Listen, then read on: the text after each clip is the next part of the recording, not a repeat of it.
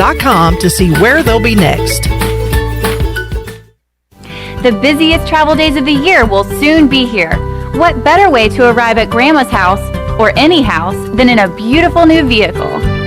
Phelps Chevrolet in Greenville. The new models are a feast for the eyes, and as comfortable as mashed potatoes and apple pie.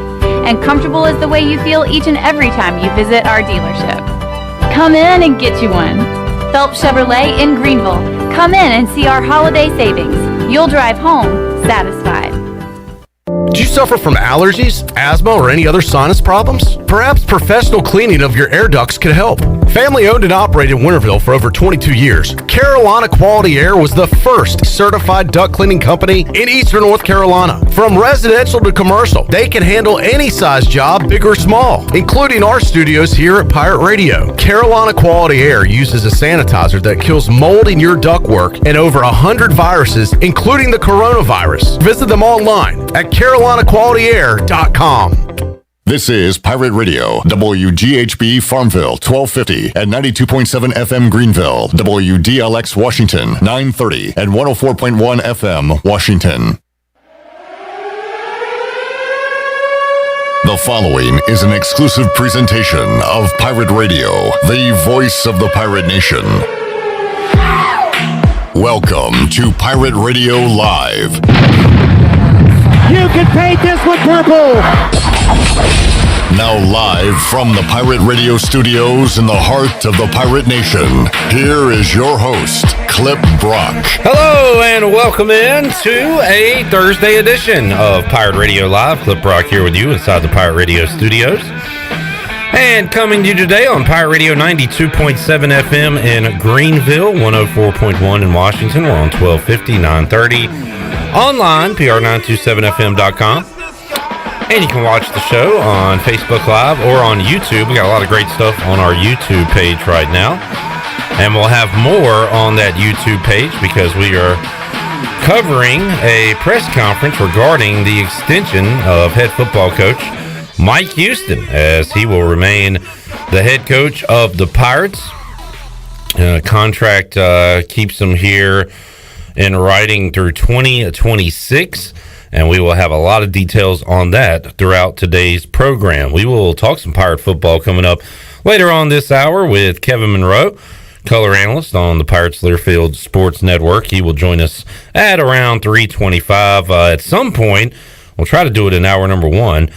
I got to get Igoe on the phone because we talked about doing our picks when he was here on Tuesday and completely forgot to do them. So we got to take care of that business.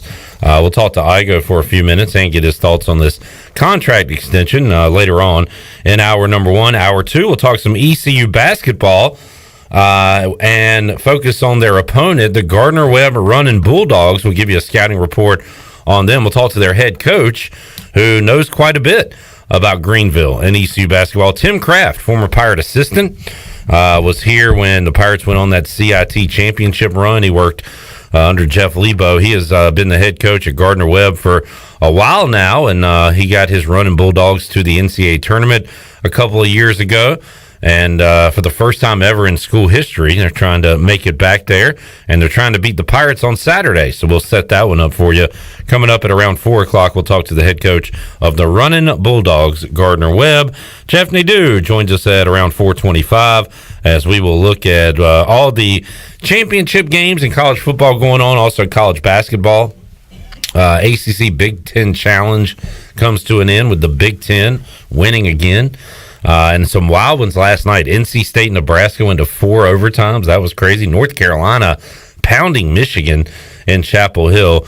We'll talk college basketball with the big man on campus, Jeff Nadu, as we're going to have a new number one, it appears, with Duke losing the other night to Ohio State. At 5 o'clock, Troy D will be in, and East Carolina Athletics Director Jon Gilbert will join us on the program. And yeah, we got a lot to talk about. We'll talk about the Mike Houston extension, also some projects coming up, what's on tap for East Carolina Athletics. We'll talk to Jon Gilbert coming up in our third hour. And day 2 of the Pirate Radio Treasure Chest. We have our envelope right here. There is a prize in that envelope. Now what we need to do is find our winner open up that envelope and let you know what that winner will win. We will do that in hour number 3 of today's show. We'll open up the Pirate Radio treasure chest, so stick around for that. Carrie Brown, our first winner, won yesterday a $100 gift card to Tiebreakers. We'll see what happens on day 2. So that, I believe, is everything we have, and I'm sure as this program is live, we will hit some other angles as well today. We got Shirley Rhodes and Chandler Honeycutt in Studio B. Chan, man, how you doing, man? What's up? Man, Hornets right there last night. Man. Big dude. 3 by LaMelo to tie the game. Yeah. But the Bucks end up winning by 2. That stunk. 36, his career high last night for LaMelo Ball. Yeah, But Giannis dropped 40. Well, you just dropped his name. Sorry. I was going to say there is a very good basketball player on that other team, and it's the Greek Freak. He dropped 40, had a 40 burger last night. A 40 burger. So that happened last night. Shirley, how you doing? I'm doing fine. Good to hear. Good to hear. You want to get to the rundown? Let's do it. All right. What wording did you go with, Chandler? We had to discuss. Mike Houston extension. Oh, good. That's exactly what I suggested, and that's what you went with. Well, what did you want to say? More Mike. Is that a reference to something, or just we get more Mike? We're getting more Mike. Mike Houston extension. I mean, more Mike. I don't get it. There's nothing to get. We get more Mike. How about Houston? We don't have a problem. That's a good one. No, it's not. How about we said this? We should do this one just to troll everybody. Houston leaving, or goodbye Houston, because Houston McCullough is leaving from her job with ECU Athletics. That and is I'm true. totally bummed about it. But she's done a great job. Mike Houston, though, will indeed be back because he signed an extension today from the East Carolina release. It says Mike Houston will be under contract now through the 2026 season. And I can read a statement real quick. He said, quote, "It's truly an honor and privilege to be the head football coach at ECU. Good opportunity. And I want to thank Chancellor Rogers and Jon Gilbert and Chandler Honeycutt for their continued commitment to building a program we can be proud of. We have built a solid foundation due to the discipline, determination, and work. Violence! and work done by our players, coaches, and staff. We still have unfinished business." And I liked when you go to ECUPirates.com and look at the story, there's a, what do you call this thing? It's not a montage when it's a collage. A collage, yeah. A collage of photos, pictures with Mike Houston. And at the top it says unfinished business. Oh. Nice. And I feel that way as well because this is, again, not the final chapter of the Mike Houston era and what this team and program can do. I'm going to keep saying this. If the polls came out today, media and coaches poll in the AAC, I think East Carolina is going to be picked 3rd heading into next year. If Cincinnati and UCF and Houston bolt, they might be picked at the top of the American. So some good's happening here, and I'm glad that we're going to keep that rolling with Mike Houston as the head coach. There was no dollar figures attached to the ECUPirates.com story. ESPN has a story on Mike Houston signing an extension. And, of course, they use the word sources. This is a Chris Lowe article, but he says, East Carolina, which secured a winning season for the first time in 7 years, has locked up head coach Mike Houston with an extension through 2026 that averages $2.3 million annually, sources told ESPN. Sources. So maybe we can get Jon Gilbert to break it down to the exact penny when he joins us coming up in the 5 o'clock hour. Would that make him the highest paid ECU coach that we've ever had? Probably, yeah. Yeah, it would. I mean, I don't recall another football coach getting that much money. The ESPN article says Houston earned $1.5 million this year. Oh, okay. I did not know that. And has steadily turned around an East Carolina program, according to the article. Bring me my money.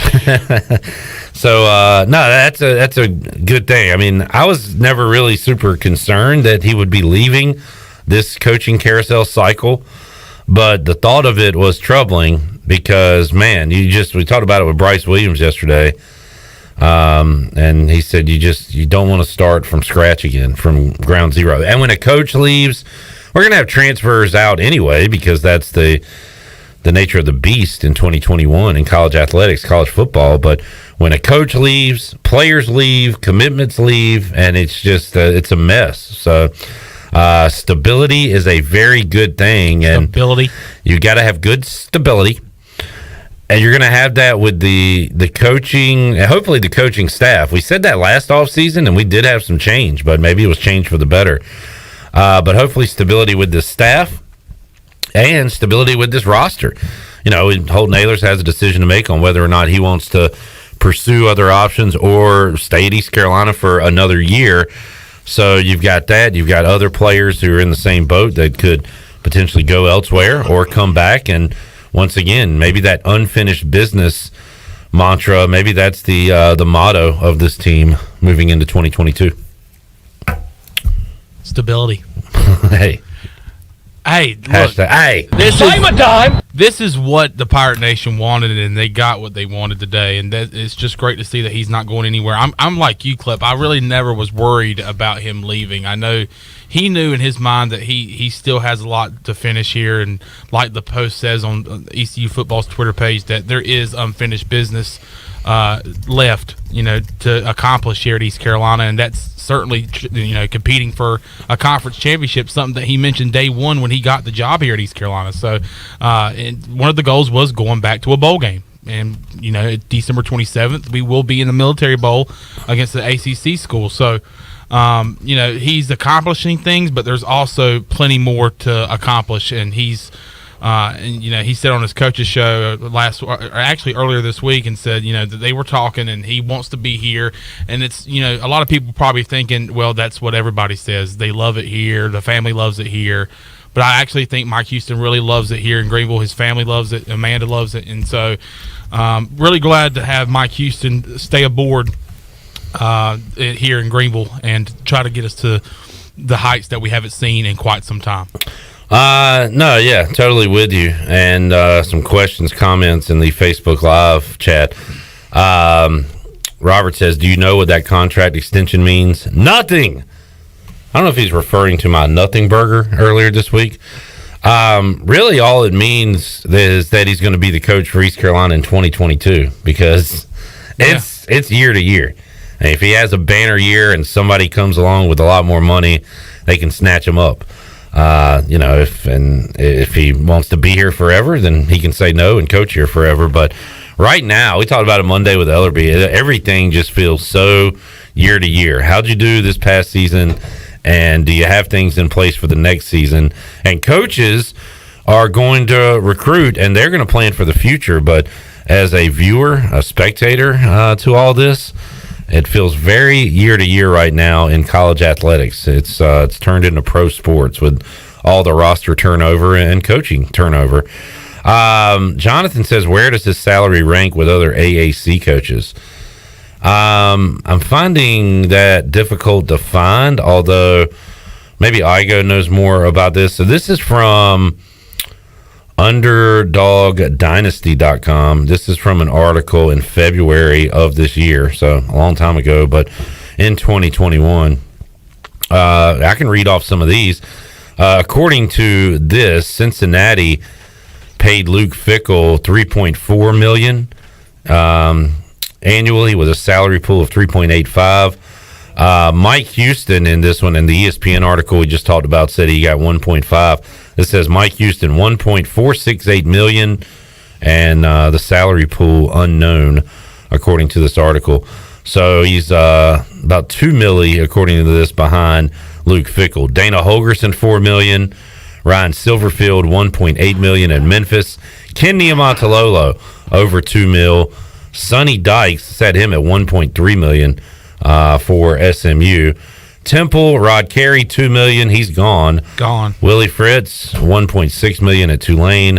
Philip Montgomery, the other Coach Mo, $1.698 million. Gus Malzahn, $2.3 at UCF. Jeff Scott, $1.8 at USF. So if Mike Houston is indeed, and that, what did I say, 2.3? Yeah, 2.3 million annually, according to ESPN, it would still put him behind a few. It would put him right there with Niumatalolo, and it would put him behind Holgerson and Luke Fickell. So I would say with the others in the conference, paid very competitively when you look at his peers in the American Athletic Conference. All right, so you can chime in on Facebook Live if you have a question, comment regarding this, but we're happy to hear this news. We'll talk about it more coming up at 5 o'clock with Jon Gilbert, East Carolina Athletics Director, as he'll join us here on Pirate Radio Live. Johnny Robertson saying Jeff Traylor at soon-to-be American Athletic Conference, UTSA, signed a 10-year, $28 million deal. I saw that. And I got to tell you, I'd rather have, because these contracts don't mean squat. Nothing. I'd rather have a guy under contract for 3 or 4 years than 10 years. And, I just that all like locked in, guaranteed money and all that. That's crazy that the UTSA coach signed a contract for 10 years. But we'll be seeing the Roadrunners soon. Roadrunners lost their first game last week, and they'll be playing in their championship game against Western Kentucky. I believe that's a Friday game. We'll go over that schedule before we get out of here today. Brad says, I'm in the wrong business. Yeah. Chandler, you should have taken your long snapping skills. Did you ever think about getting into coaching? Nah. Really? Now, you are in this line of work because you love sports like and you wanted to do something sports related, correct? Yes, and I love talking. Do you?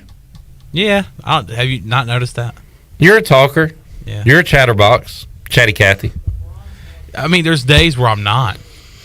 Did you ever want to talk about anything other than sports? Nah. Me neither. I mean, I grew up, like, talking. I remember, like, older gentlemen being like, dude, I feel like I'm talking to, like, a 30-year-old, 35-year-old. Like, I'll be 18 years old. And it really all started at, like, going to ECU games and talking Pirate football with the people around me. Yeah. Like, hey, Dietrich Allen. You remember Dietrich? Yeah. They're like, how the hell do you know Dietrich Allen? I'm like, well, I just know. And you said, how do you not know Dietrich Allen? How do you not know Dietrich Allen? Adonis Armstrong. How do you not know those guys? Chip Thompson. I mean, look, and so I just got to talking. I was like, I listened to sports talk radio growing up too. So I was like, that's something that I would like to do. That seems like fun. Play-by-play would be my ultimate, goal in life, is to be a play-by-play guy for some major team. I thought I wanted to get into that too, and I've done a little bit of it here at Pirate Radio and other places, but I think the favorite thing I do is the pregame, because it's just optimism. It's like a fast-moving. We're watching games. You're looking forward to a kickoff. Yeah, it's like the anticipation, the excitement. Imagine how exciting it's going to be on the morning of December 27th. Oh, my goodness gracious. We've got our Christmas presents. We've ate our Christmas turkey and Christmas ham. Sausage balls. And we're, and it's probably going to be just a force of habit, but we're going to be sitting there at the Christmas table going, man, I wish there was more ECU football this year. And then you'll go, wait a minute, we play in a couple of days. That pregame show is going to be lit. Yeah, we might have to do it with our shirts off. I just talked myself into it. And you just mentioning it, I might take my shirt off right now. I think I'm going to wear a coat such as this, zip, and just have no shirt under it so I can do the Cam Newton it. Yeah, Superman. Oh, hell yeah, do that. But, I mean, look, the past 6 or 7 Christmases, hey, I've been sitting. Will you stop telling me to look and listen? And listen, Clip. Just say your sentence without saying look or listen. And listen. For the past 6 or 7 years, I'm sitting there with the family at Christmas thinking to myself, man, I want more ECU football. Why couldn't we have 2 or 3 more games? Not this year, my friend. that Christmas ham is going to be tasting all right. Because in just a couple of days, I'm going to say to my family, in just a couple of days, we will be on the Bud Light pregame tailgate show for 4 hours getting you ready for the Military Bowl. All right. Nice promo there, Chandler. That was exciting. Now we've still got like 4 weeks to go, so I need you to keep up that excitement throughout the entire month of December. Exciting for the listeners today because we will be giving away a prize out of the Pirate Radio treasure chest in the third hour. Mike Houston press conference going on now. Stephen Igoe and Pirate Radio tweeting that out. Just looking at an Igoe tweet at the moment where Mike Houston expresses his happiness to get that extension and pay bump and remaining the head coach at East Carolina. We're excited to be here. I'm thankful for Jon Gilbert and the whole ECU staff. Thank you, Pirate Nation. I love the passion they have on game days, 365 days a year, talking about being here at ECU. So, good stuff, man. Great stuff. Good to wake up. Good bunch. Good stuff. Jon Gilbert getting it done, and the powers that be. So kudos to all around. That Mike Houston will be back for at least another year, and look, he's under contract through 2026. All right, moving along. What's next? Oh, coaching carousel. So more of this. Well, I need to put it into my head that if you hear a name attached to a job, specifically college football, because that's what's happening right now, then it's not going to be that guy. It's not that guy, You're not that guy, pal. You're not that guy. It's going to be somebody that we hadn't heard of. Now, and think about Lincoln Riley to USC. Had that entered your brain before it happened? No. Not mine. Brian Kelly going to LSU? That was way out of left field. And then I thought when we started talking about the Fickle to Notre Dame, that just felt like a perfect fit there. Yeah. I thought the only problem was they were going to have to wait it out and wait for Cincinnati. Now, if they lose the championship game to Houston, maybe they could go ahead and get it done like Mully was saying yesterday. But if they win that, go to the playoff, Notre Dame would probably have to wait that out before they could bring in Luke Fickell. And being patient in coaching carousel can probably cost you, too. That would take you beyond the early signing day point. Mm-hmm. So they stay within. And what's the first name, Chandler? Marcus Freeman. Who was on the staff there at Notre Dame. And reportedly, the players really wanted him. It was like a Rudy situation where they went into the AD's office, put their jerseys down. This one's for Rudy, Coach. For Coach Freeman. And they said they wanted him, and he's staying there. And Chandler, you told me this last night. Apparently, Brian Kelly is not bringing any assistants with him, or is that? There was an attempt. What I have seen is that there was an attempt for him to bring Tommy Rees, a former quarterback at Notre Dame, and now the offensive coordinator, to bring him to LSU with him and be the offensive coordinator there. He was looking to bring in newly named head coach at Notre Dame, Marcus Freeman, the defensive coordinator, to bring him to LSU, to bring him to Baton Rouge, and apparently both of them declined and wanted to stay in South Bend. And another thing about this Marcus Freeman deal, the players are excited about him. And then a buddy of mine, college roommate of mine, who's a big Notre Dame fan and follows Notre Dame a lot, said that the recruits like Marcus Freeman. And, definitely that's a big deal. And Notre Dame is getting 4-star, 5-star recruits coming in all the time. And when your recruits are saying something and having a say-so and who your next head coach is going to be, so they go with Marcus Freeman. And you would think that they would go with Brian Kelly. They opt to stay in South Bend, and I guess Marcus Freeman decided to stay because, he was being offered the head coaching gig. Yeah, and I think that's the only move we have that we have not discussed on this program. Is that correct? Let me look at the updated coaching carousel. Nothing with Duke that I'm aware of. Who would be? I haven't. And Oklahoma's still available, open, right? Yes, there is. And now there's, don't worry about Matt Rule going there. He's not going to go there. So. There is one thing we had not mentioned. Steve Adazio out at Colorado State. Yeah, I heard Shirley say that off the air right before the show. Colorado State, you said? Yep, that's what I said. Yeah.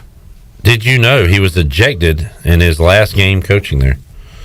So he was fired by the refs. 52-10 loss to Nevada. He was ejected in that game. Also on Brian Kelly, interesting that his last loss at Notre Dame was the school he previously coached, Cincinnati. How about that? And by the way, Marcus Freeman, if that name sounds familiar, I'm sure it doesn't. He was the defensive coordinator at Cincinnati under Luke Fickell, I believe, from 2017 to 2020. It's a small world after all.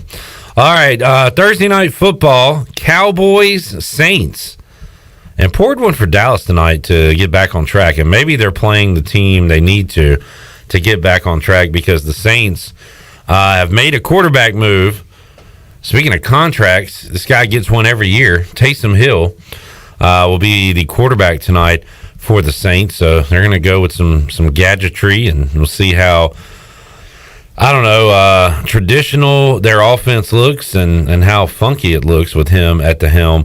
They will once again be without Alvin Kamara, which, I don't know, to me kind of sounds like the death knell for New Orleans tonight.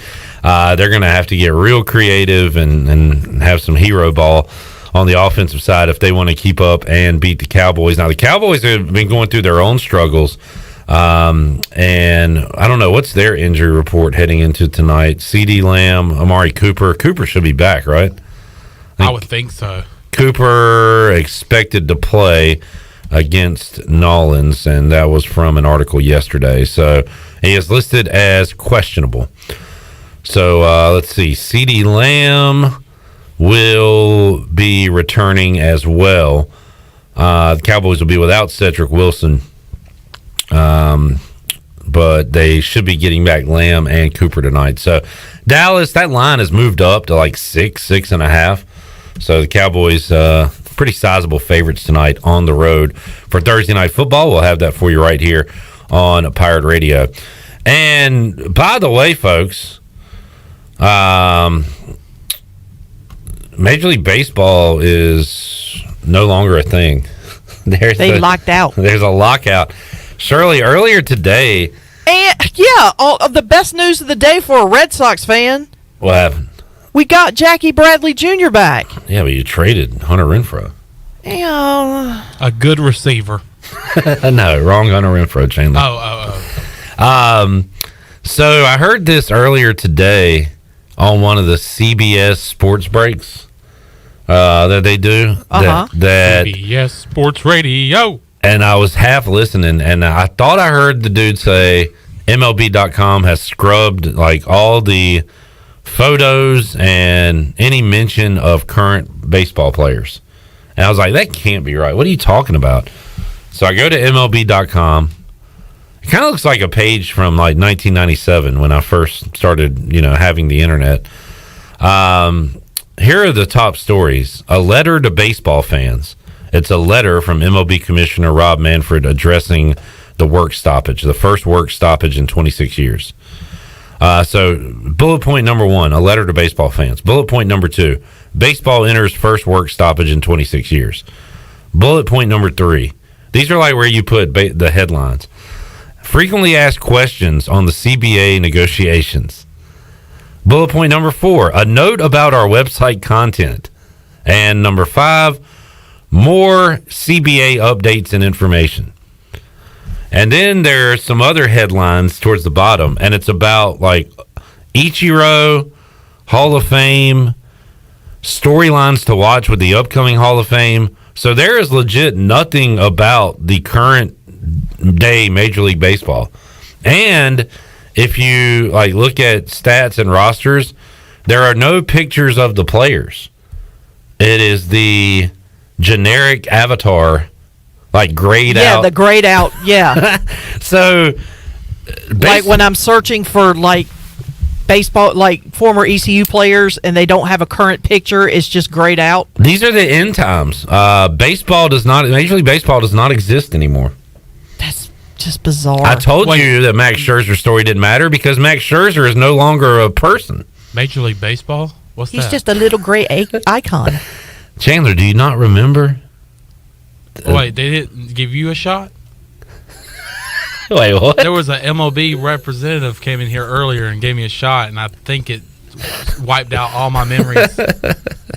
Something about the Nationals. They won a World Series. Sit down, son. Let me tell you the story of Major League Baseball. It was once a thing. Oh. Looks like we're going to have to hop back in with Mully and just start watching the KBO. Son. Hey, son. That's real baseball over there, son. Mike Wright, son. Mike Wright's playing for the Samsung Dragonflies. So that's weird, wild stuff, fascinating stuff that this has all come to. Hey, you know what? I don't care. I'm not following it. I'm not getting passionate about it. I don't care. Whatever. Just get it done. I just want to watch games. I don't care how it's done. I'm not siding with the players, the owners, anybody. Just get it done. I mean, it's December. It doesn't matter right now, but it will matter, in the coming months. And it does matter to, let's say, interns whose boyfriends play minor league baseball, which is the case here at Pirate Radio. That is correct. So it was kind of strange when our intern Macon was in here talking about, hey, did y'all hear about the Major League Baseball lockout? Like, yeah. What do you care? Oh, yeah, your boyfriend plays for the Iowa Cubs or whatever. So, what do you care about it? Hey, what do She's you? like- Hey, she's what's like, it he to gets you? it- What's it to you? Hey, Toots. Hey, Toots, what's up? Hey, What's it to you? Well, I mean, she was like, "Well, he gets to stick around for a little while longer." Oh, I'm like, God. "Oh, okay." He's really going to go crazy. Hey, Toots, why are you talking? Hey, Toots, I just want to be back in the Iowa Cubs. Hey, we don't pay you to talk baseball. In fact, we don't pay you at all. Sorry. You do a great job, Macon. All right, let's take a break. We'll come back. We'll talk to Kevin Monroe, get his thoughts on the East Carolina Mike Houston agreement. He is now under contract through the 2026 season. We will briefly talk Cincinnati, tie a bow on that, talk military ball. How important are the practices coming up? We'll get the former player's perspective on it, Kevin Monroe, when he joins us on the Fixed NC Live line. Hour 1 of Pirate Radio Live rolls on after this.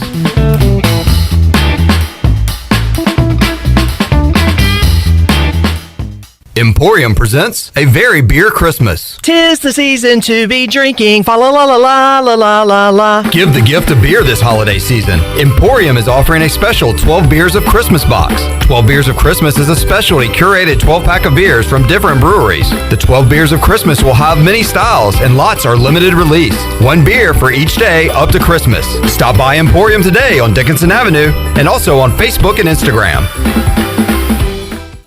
If you are push mowing your yard using an inefficient lawn tractor or your current zero-turn spends more time in the shop than mowing your grass, it's time you look at a Hustler zero-turn lawnmower. Residential mowers from Hustler are built like tanks and drive like sports cars. All Hustler mowers have fabricated, welded steel decks. Don't settle on cheap units with flimsy stamped decks from big box stores. Come see Ron Ayers Motorsports. It will guide you to the right mower for your property and your budget. Find us at Ron Ayers Motorsports, Highway 11, north of the airport in Greenville.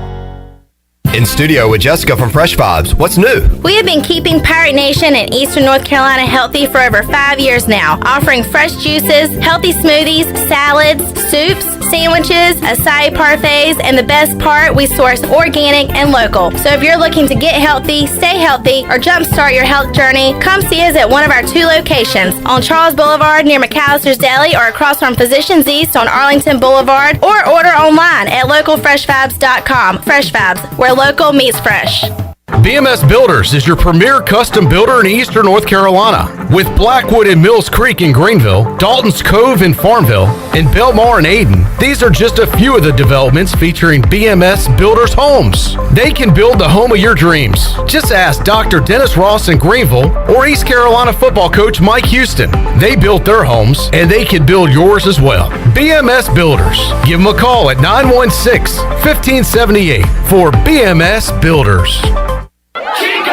Chico's Mexican Restaurant is the home of the best margaritas. Grab your amigos and head to Chico's every Tuesday for the Gulp of Mexico, a huge 46-ounce lime margarita for only $6.99. On Thursdays, relax and enjoy half-price pitchers of Chico's house margaritas. Choose from lime, strawberry, blood orange, raspberry, or peach. For Mexican food and fun, it's got to be Chico's in downtown Greenville, and now available through DoorDash, featuring a half-gallon of the famous margarita mix to go for only $9.99. Chico's, where the fiesta never ends. ASAP Party and Tent Rentals is your one-stop shop for weddings, anniversaries, corporate events, family reunions, birthday parties, or any celebration with friends and family. ASAP Party and Tent Rentals has the widest selection of tents, tables, chairs, linens, china, concession equipment, bounce rides, games, staging, wedding equipment, dance floors, and so much more. At ASAP Party and Tent Rentals, we help people get together. Call today at 756-7903. ASAP Party and Tent Rentals, locally owned and operated on Diamond Drive in Greenville near Agri Supply and Equipment Plus. Hey Pirate fans, this is Cliff Godwin. I want to invite you to join our team on Saturday, February 5th for our 2022 Pirate Baseball Banquet. This event will be hosted by Pirate Radio's Brian Bailey, and we have two former ECU greats as our keynote speakers. Current first base coach for the Dodgers, Clayton McCullough, and current Oriole, Connor Norby. We will have a silent auction and an autograph hour at the ECU Student Center. The meal will be provided by the famous McCall's Barbecue and Seafood. All proceeds from the banquet will go directly to ECU Baseball. Get your tickets today at ECUPirates.com. Go Pirates! University PC Care has been the Pirate Nation's go-to IT expert since 2006. Unfortunately, many organizations today simply react to IT issues after the damage is done. This is known as the break-fix cycle in the tech service industry. University PC Care's Business Services Division has a better way, a proactive solution called BizCare. What's at your office? Call William at University PC Care today to schedule your free BizCare consultation or learn more at universitypccare.com. This is former ECU baseball player and mayor of Greenville, PJ Connolly, and you're listening to Pirate Radio, the voice of Pirate Nation.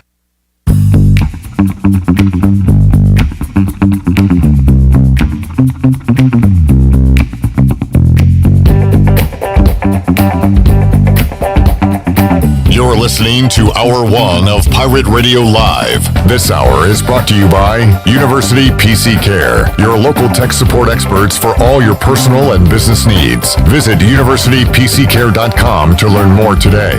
Now, back to the show. Welcome back. Grab your amigos and head to Chico's for the best Mexican food and fun in Greenville. Come and enjoy favorites like shrimp tacos, steak and chicken fajitas, burritos, enchiladas, ACP, and more. Follow Chico's on Facebook and Instagram for daily update. For Mexican food and fun, it's got to be Chico's for dine-in or to go. Now let's head back in to Pirate Radio Live. Here's your host, Clip Brock. All right, we got some great guests to get to on the show. Tim Kraft, the head basketball coach at Gardner-Webb, joins us in hour number 2. Jon Gilbert, hour 3 of today's show in the 5 o'clock hour. Stephen Igoe, Jeff Nadu in between, and also a giveaway, a treasure chest giveaway, day 2 of the treasure chest. Troy D will be here during the 5 o'clock hour. This is kind of his baby, so I'm going to let him take control of it today and open the envelope and do all the festivities. But it was fun yesterday with Bryce Williams in here. Carrie Brown, our first winner of the Tiebreakers $100 gift card, and we got a ton of prizes. In fact, we'll run over some of those prizes in a moment. But right now, we will head out to the Fixed NC Lifeline and talk to former Pirate cornerback, former Panther, the color analyst on the Pirates IMG Learfield Sports Network. He is Kevin Monroe, joining us on Pirate Radio Live. Kevin, how you doing today, man?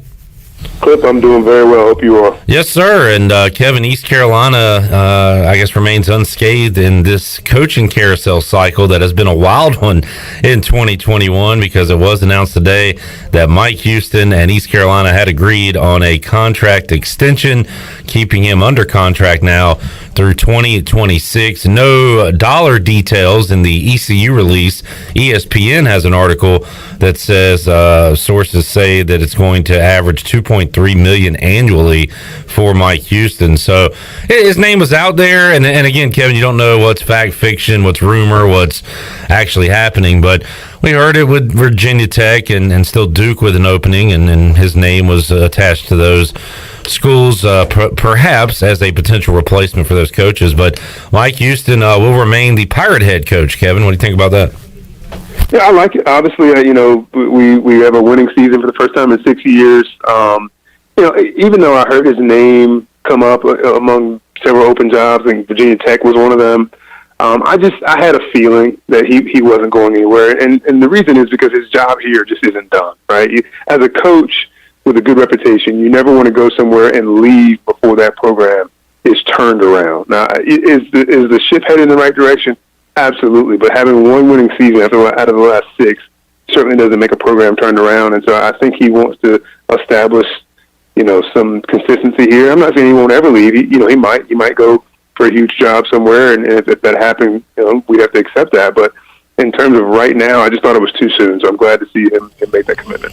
And Kevin, you're in the line of work with these professional athletes. I don't know about coaches. Do you work with coaches as well, or just athletes in your line of work? We do have some coaches, but mostly athletes. Yeah, so you're kind of in that world, but are you shocked about what we see? With the Lincoln Riley moving to USC, or Brian Kelly leaving Notre Dame for LSU, or are you desensitized to it at this point because it's kind of your life with the money and everything? I am a little desensitized to it because these guys, it's a coaching carousel. You always hear that terminology, and the same coaches keep getting hired all these other places, and so you're just used to those names popping up when there's a big job because, a big school like an LSU, like a Notre Dame, like a USC, they can't hire a no-name coach. It just doesn't play like that. They have to hire somebody that people know that has a winning record. And so that's where you're going to always see these guys get hired. And, God, they backed up the Brinks truck for Lincoln Riley at USC. So it's hard to walk away from that kind of money. So you're always going to see that happen. Kevin Monroe joining us on the Fixed NC Live Line. East Carolina now getting ready for the Military Bowl. Their first practice today, Kevin, since the Cincinnati game, and we're still waiting on the opponent. But that is a bowl game East Carolina has been in at old RFK Stadium in 2010 against Maryland. We're waiting to see what ACC team East Carolina will play this season. But as I said to Jeff Charles yesterday, Kevin, it sounds like a perfect match for the bowl and for East Carolina. The bowl really wanted East Carolina to come there because they know they're going to bring fans, and it was well attended last time the Pirates were in it 11 years ago. And on the East Carolina side, a very drivable game. And heck, Pirate fans are glad to be in any bowl game, Kevin, after the drought. So looks like a pretty good match, ECU in the Military Bowl. Listen, I played on an 8-3 East Carolina team in 1996 that didn't get a bowl bid. So things have changed in a long time since then. And so there's so many bowls out there, and if you win 6 games, you feel obligated and you want to go somewhere. And I know Pirate fans are just dying to go somewhere. So yeah, we're ecstatic to be going to the Military Bowl. Doesn't really matter who we play. Playing an ACC team is cool because Pirates for a long time have felt like they could play in the ACC. And so you get an opportunity to play those schools. You want to beat them every time. They're the schools that are right in your neighborhood. So if we get Virginia Tech or whoever it might be, great. But any bowl game would suffice, and I know we're excited. And Kevin, NC State, Wake Forest on future East Carolina schedules, but the way football is trending and the way it seems like more and more of these power schools and power conferences want to get away from the quote-unquote group of 5 schools and conferences, you don't know how many more opportunities you're going to get to see an ACC team on the schedule. In fact, when South Carolina came this year, we were saying that this is we'll go and say this is the last time we'll see the Gamecocks at Dowdy-Ficklen Stadium. I'd be willing to put money on that. So these games getting tougher and tougher to schedule. That's another reason why I'm glad we get an ACC school here. Absolutely. And the fact that the Pirates have, in the past, fared very well against some of these opponents, against NC State, against Carolina, they don't have any reason to schedule us. They don't want to. Obviously, it's a regional type of game, and you get a lot of fans there. And, the state legislature stepped in at one point and made them play us. But outside of their tough ACC schedule, why schedule non-conference games against opponents that you, quote-unquote, should beat, but a lot of times you don't, right? And so it's not an attractive game for them. It's definitely attractive for us because we have that chip on our shoulder, and we want to say that we're the best football program in the state of North Carolina. So any chance we have an opportunity to play and beat those teams, we take it. But, yeah, I don't blame them for not wanting to schedule us because it's not a great game for them. Kevin Monroe joining us. Kevin, just to tie a bow on the Cincinnati game, first time we've chatted since the Pirate lost to the Bearcats, and now Cincinnati on to Houston for the AAC Championship with an opportunity to get to the college football playoff there. corners are, regarded as some of the best in all of college football with Sauce Gardner, Kobe Bryant. You got a chance to see them up close and personal. I will say the old cliche is true, Kevin. A good front makes for a good secondary, and they were harassing Holden Ahlers and getting after him with that defensive line. But how about the corners and the defense as a whole for Cincinnati? Are they elite as they appear to be when you saw them live on Friday? Yeah, no, there's no question. I think that the cliche is true. If you have a quote-unquote shutdown corner, he has a pass rush, I can promise you, because no corner is out there letting receivers run around for 6 or 7 seconds, and he's covered them the whole time. And so having a good pass rush, I had it my senior year with guys like Travis Darden and Rod Coleman and guys like that getting after the quarterback. And so it happens, and Cincinnati has got another one of those teams where they just have great guys up front. They put a bunch of pressure on the quarterback. Even if they don't get to him, they make him get rid of the ball sooner than he wants to. And we saw that in that game. And Sauce Gardner now, he's a player. I mean, the kid's 6'3". He's got a lot of reach on him. He's got good speed on him. He's got good hips. Kobe Bryant's pretty good, too. He's a smaller guy. But I like Sauce, and I think that he's going to be a big-time player in the NFL. And a shout-out to a Pirate DB, and then we should give Jaquan McMillan recognition for making an all-conference team. But I saw Warren Saba at the basketball game on Tuesday, Kevin, and I said congratulations on the 2 picks. And just for him, his final game at Dowdy-Ficklin Stadium, he's put in so much work and effort, and is one of the leaders on this team. It was great to see him rewarded with a couple of big plays in that game on Friday. Even though they didn't get the win, I was happy to see Saba go out with a couple interceptions there. Yeah, and I love Warren Saba. On Jaquan McMillan, though, I was disappointed he wasn't first team. You guys at Cincinnati, were they the first team guys? I believe so, yeah. Yeah, so listen, he had a first team all-conference type season. But, I've been there before. I was a second team guy, and so I know what that feels like. But he is a big-time player, and I fully expect him to keep going at the rate he is and be first team, these next couple of years. Warren, I mean, he's a ball hawk. I mean, I loved it from the pick six he had to open up the Georgia State game a year ago. You could see that in him. He had another big one early on in this season, that 2 in this past game. Like, he's the kind of guy that if the ball's in the air and he's near it, he's going to come down with it, and you got to have guys like that back there. I hate to see him go.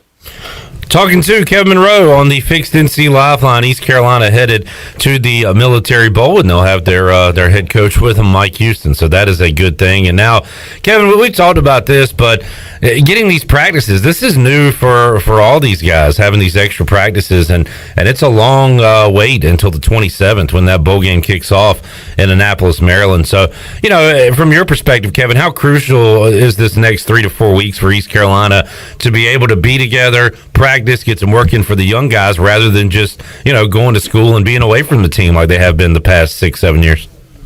Listen, this is so huge. Pirate fans, listen to the words I'm saying. Having these 3 to 4 weeks of practice with not a lot of school distraction because you're done with finals and you're just out there practicing. You don't have the distraction of preparing for a game each week. You got one game to prepare for. It'll take them a week or so to get that ready once they figure out who that team is. The rest of the time is just going back to the basics, going over fundamentals, like just getting tight and getting these young guys prepared to play next year. Like you can't replace this time that they're getting from now until the 27th when they kick off. It's just invaluable time, and it's what the Pirates have been missing the last 6 years, not going to a bowl game. Kevin Monroe joining us. Kevin, how much are you following what's going on in the college football landscape with the championship games this weekend? If Oklahoma State wins and Cincinnati wins, could OK State jump Cincinnati? How much are you following the playoff discussion and the madness that comes with all that? Well, to the extent that I would love to get that conference money from Cincinnati into the playoff, that's about all I care about. So, yeah, I'm paying attention to that. I would hate for them to go to play Houston and lose, and I'd feel like we were cheated because we had a chance to beat them. But I whether they deserve to be in the playoff or not, they beat all the teams that were on their schedule, save Houston, and so I think they've beaten several teams by double digits or more. And all you can do is play teams on your schedule. So if they get in there, it's great for our conference. Even though they're leaving, it's great for our conference this year, and that's what I want to see happen. Let's wrap it up with some NFL talk, Kevin. Trivia question for you. If you don't have the answer, I'll be happy to provide it. But do you know the only NFC team to go undefeated in November this year, Kevin? Well, you know what? I was pretty disappointed in the last couple of opponents that have played the Washington football team and their efforts. But you know what? The Cowboys will get two opportunities to play them. Yeah. For some reason they don't make the playoffs, it'll be their own fault. Yeah, look, I'm just happy to have something to watch and be excited about. 3 in a row for Washington. If they can beat the Raiders on Sunday, big if, going on the road. But that Cowboys at Washington game next week would actually mean something and be important. And look, Dallas still controls the NFC East, Kevin, but I know you want to see them get right, and we'll have their game tonight on Pirate Radio when they take on the Saints. Yeah, it'll be fun. I mean, you know, Cowboy fans are on pins and needles because, you know, you've lost 3 of your last 4, a couple in a row, and so you don't feel good about any game at this point. It doesn't matter who you're lining up against. Now you're on the road against a good coach. So we're nervous. We definitely need to get this win to get back on track. Kevin, always enjoy talking football with you, man. Have a great rest of your week, and we'll talk to you again soon. Sounds good. Appreciate it. Kevin Monroe joining us. We got Cowboys and Saints tonight right here on Pirate Radio. As it's a little NFL Thursday night action. I am way out of the loop. I didn't realize this was the matchup until I think I looked at it last night. But following the basketball going on now, everything going on with ECU, these Thursday night NFL games are getting lost in the shuffle for me. But I'll be tuning in tonight, rooting against the Cowboys, as I like to do. Let's take a timeout, come back. We'll see if we can hook up with Igoe. He still might be doing stuff at the ECU press conference. If not, we'll get some picks in real quick. If he's unable to join us, we will try to talk to him later, and we'll just wrap up hour 1 of the show. Still got Tim Kraft coming up at around 4 o'clock. Jeff Nadu in the 4 o'clock hour. Troy D will be in studio at 5 o'clock, and Jon Gilbert will join us in the 5 o'clock hour on today's edition of Pirate Radio Live with a lot to discuss with the ECU Athletics Director. We roll on Pirate Radio Live on a Thursday after this.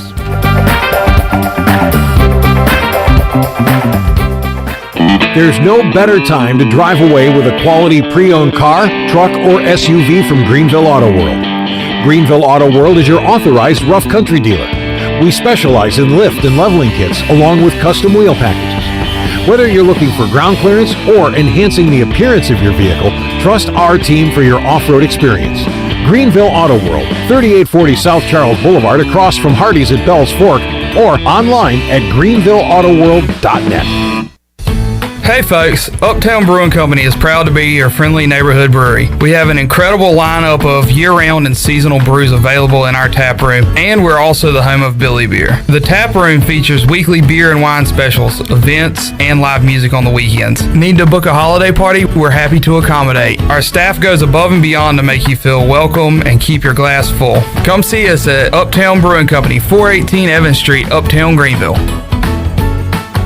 Although innovative new resources such as digital media and social networks have grown in popularity, smart marketers recognize that printing is a mainstay. We live in an age of computer hacking, scams, and fly-by-night businesses, so it's reassuring to consumers when they receive printed marketing pieces. It exemplifies business confidence and conveys a high level of commitment. It also fosters trust, which leads to engagement and ultimately brand loyalty. When you're ready to grow your business, come to PIP, where business goes to grow.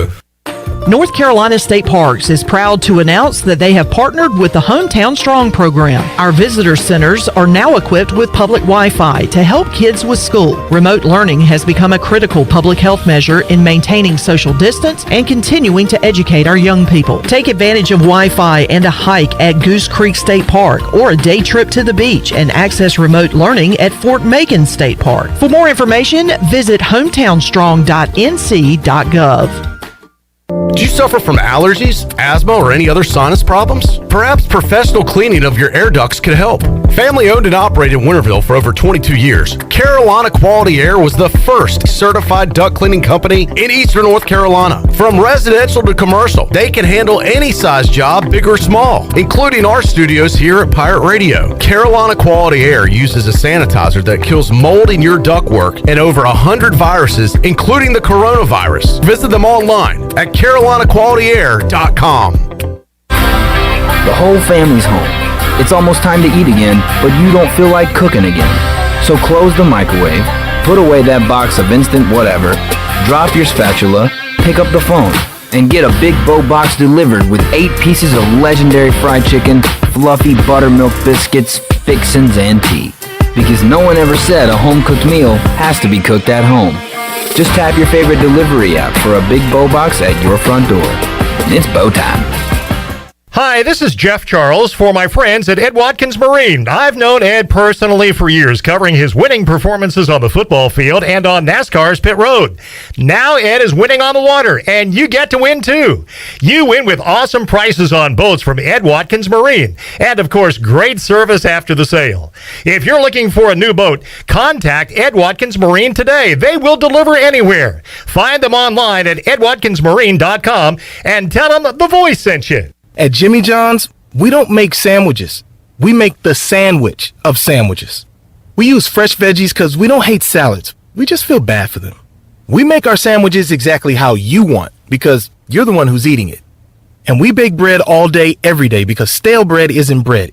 It's croutons. Sandwich history is written by the victors. Good thing we have legible handwriting. Jimmy John's, the sandwich of sandwiches. Order pickup or delivery on the app. This is Big John Williams, strength and conditioning coach for East Carolina football, and you're listening to Pirate Radio, the voice of the Pirate Nation.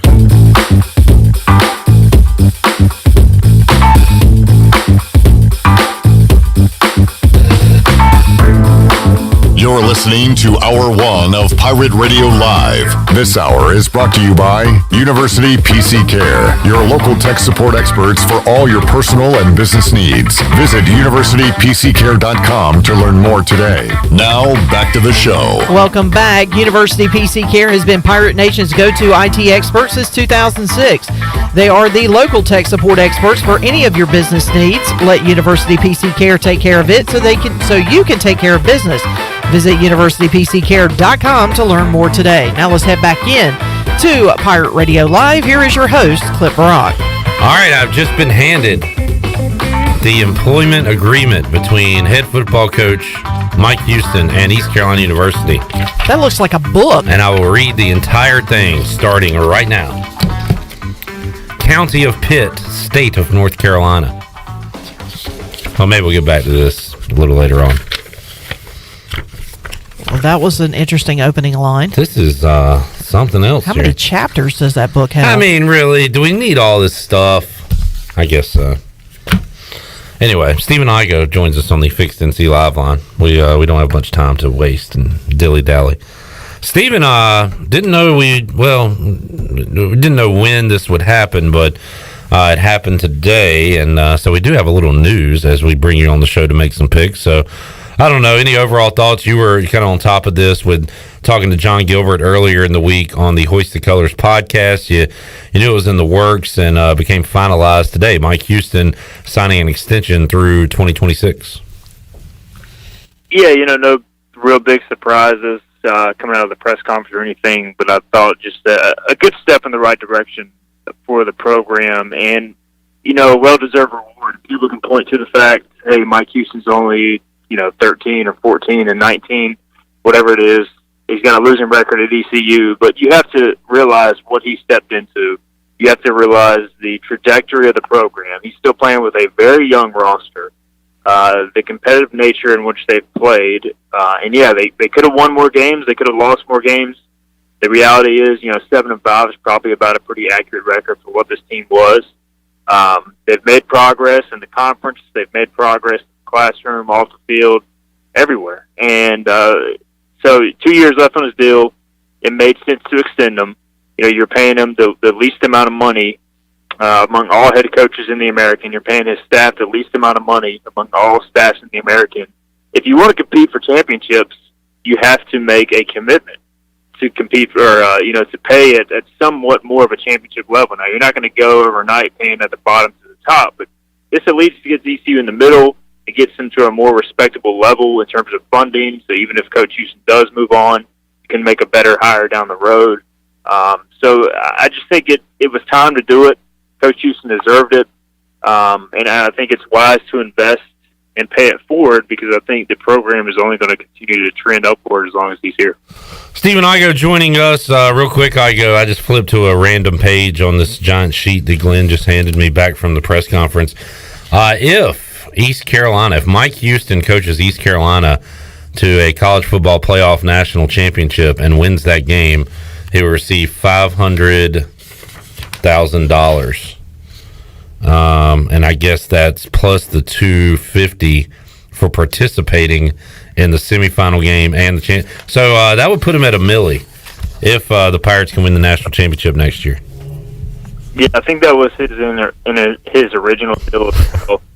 But the bottom line is, if Mike Houston gets ECU to the college football playoffs, the whole city of Greenville will pay him whatever. I just found that interesting that those numbers were in here. I bet there's a lot of cool stuff in here.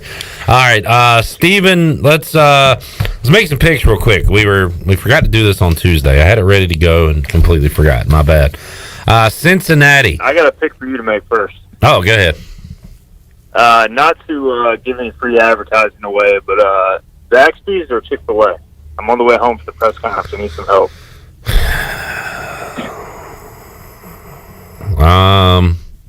It's funny. My girls they like both, but I was thinking Zach's tonight. If I had to pick, I would go with Old Faithful Chick-fil-A, but that's me. All right, fair enough. Okay. I just need you to pick. All right, let's go. Oh, by the way, Igoe, you were 0-4 last week, and you pushed one. Pick 4 games? Oh, okay. And we even said last week, if you go 0 for the rest of the year, would you still be 500? Despite your 0-4, you are still 12 games over 500 this year, 37, 25, and 1. And I finished the regular season 1-3 last week, 31, 31, and 1.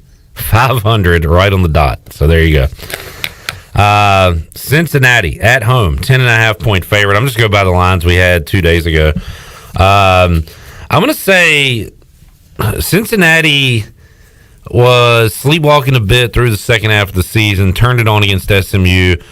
They were in control of it against East Carolina from the second quarter on.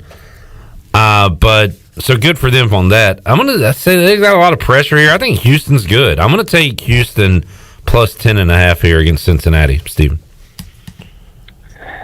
I could definitely see a scenario where this game is close just based on how Houston plays. They don't make many mistakes. They play good defense. But I think Cincinnati, playing at home, I haven't checked the forecast, but likely to be cold. Houston is not a cold weather team. I just don't see Houston's offense scoring a lot. So I think Cincinnati covers here and they head to the playoffs.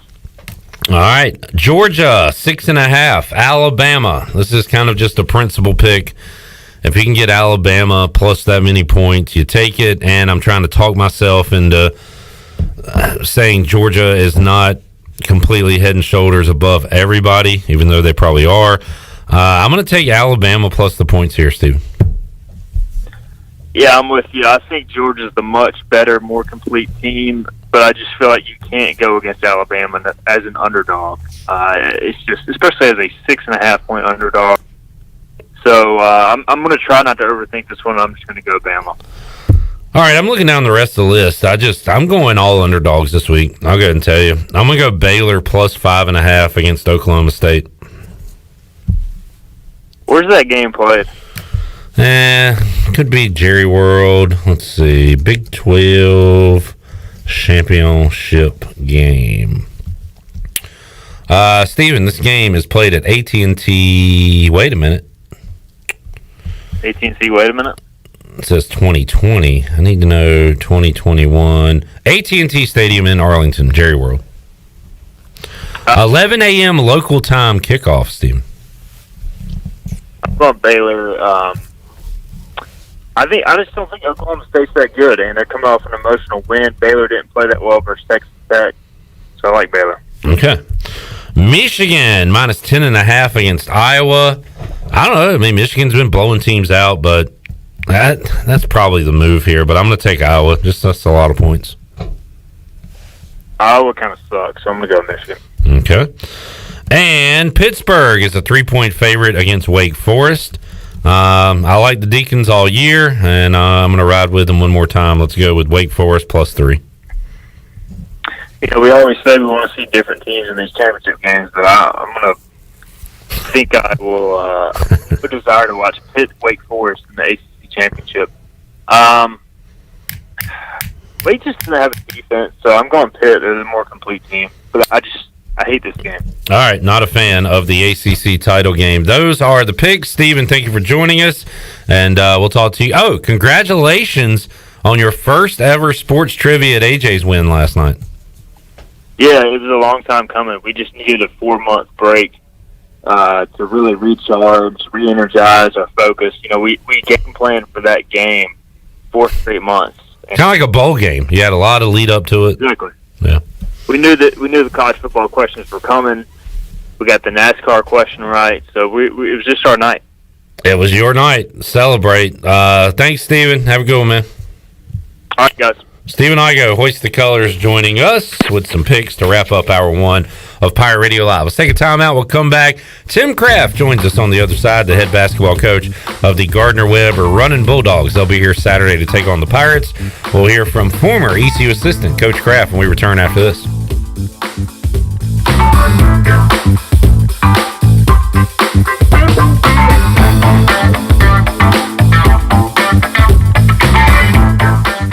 If you live in eastern North Carolina, chances are you've heard of Riley's Army. Riley's Army started in 2008 and has provided emergency support to over 300 families who have a child with cancer. Join us on Sunday, December 12th at 2 p.m. at the Winterville Parks and Rec campus for the Santa Dash, benefiting kids with cancer and their families right here in our community. Bring a new, unwrapped gift for a Riley's Army family and help us give our families the Christmas they deserve. Register at runtheeast.com or call us at 252-481-4471. We can't do it alone. We need an Army.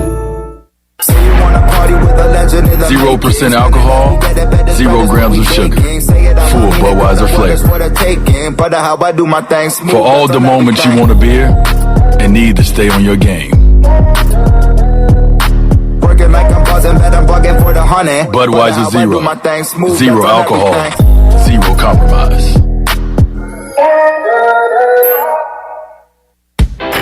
Buccaneer Music Hall is your beacon of music in the land of Pirates and ENC. Open 7 days a week from noon until 2 a.m., the Buck features live music every night of the week. Tuesday is karaoke with DJ Captain Morgan. Wednesday is acoustic night. Thursday is the DJ dance party. And Friday and Saturday nights, it's live bands. Check out the Buck's Facebook or Instagram page for more information. The Buccaneer Music Hall. We'll see you at the Buck.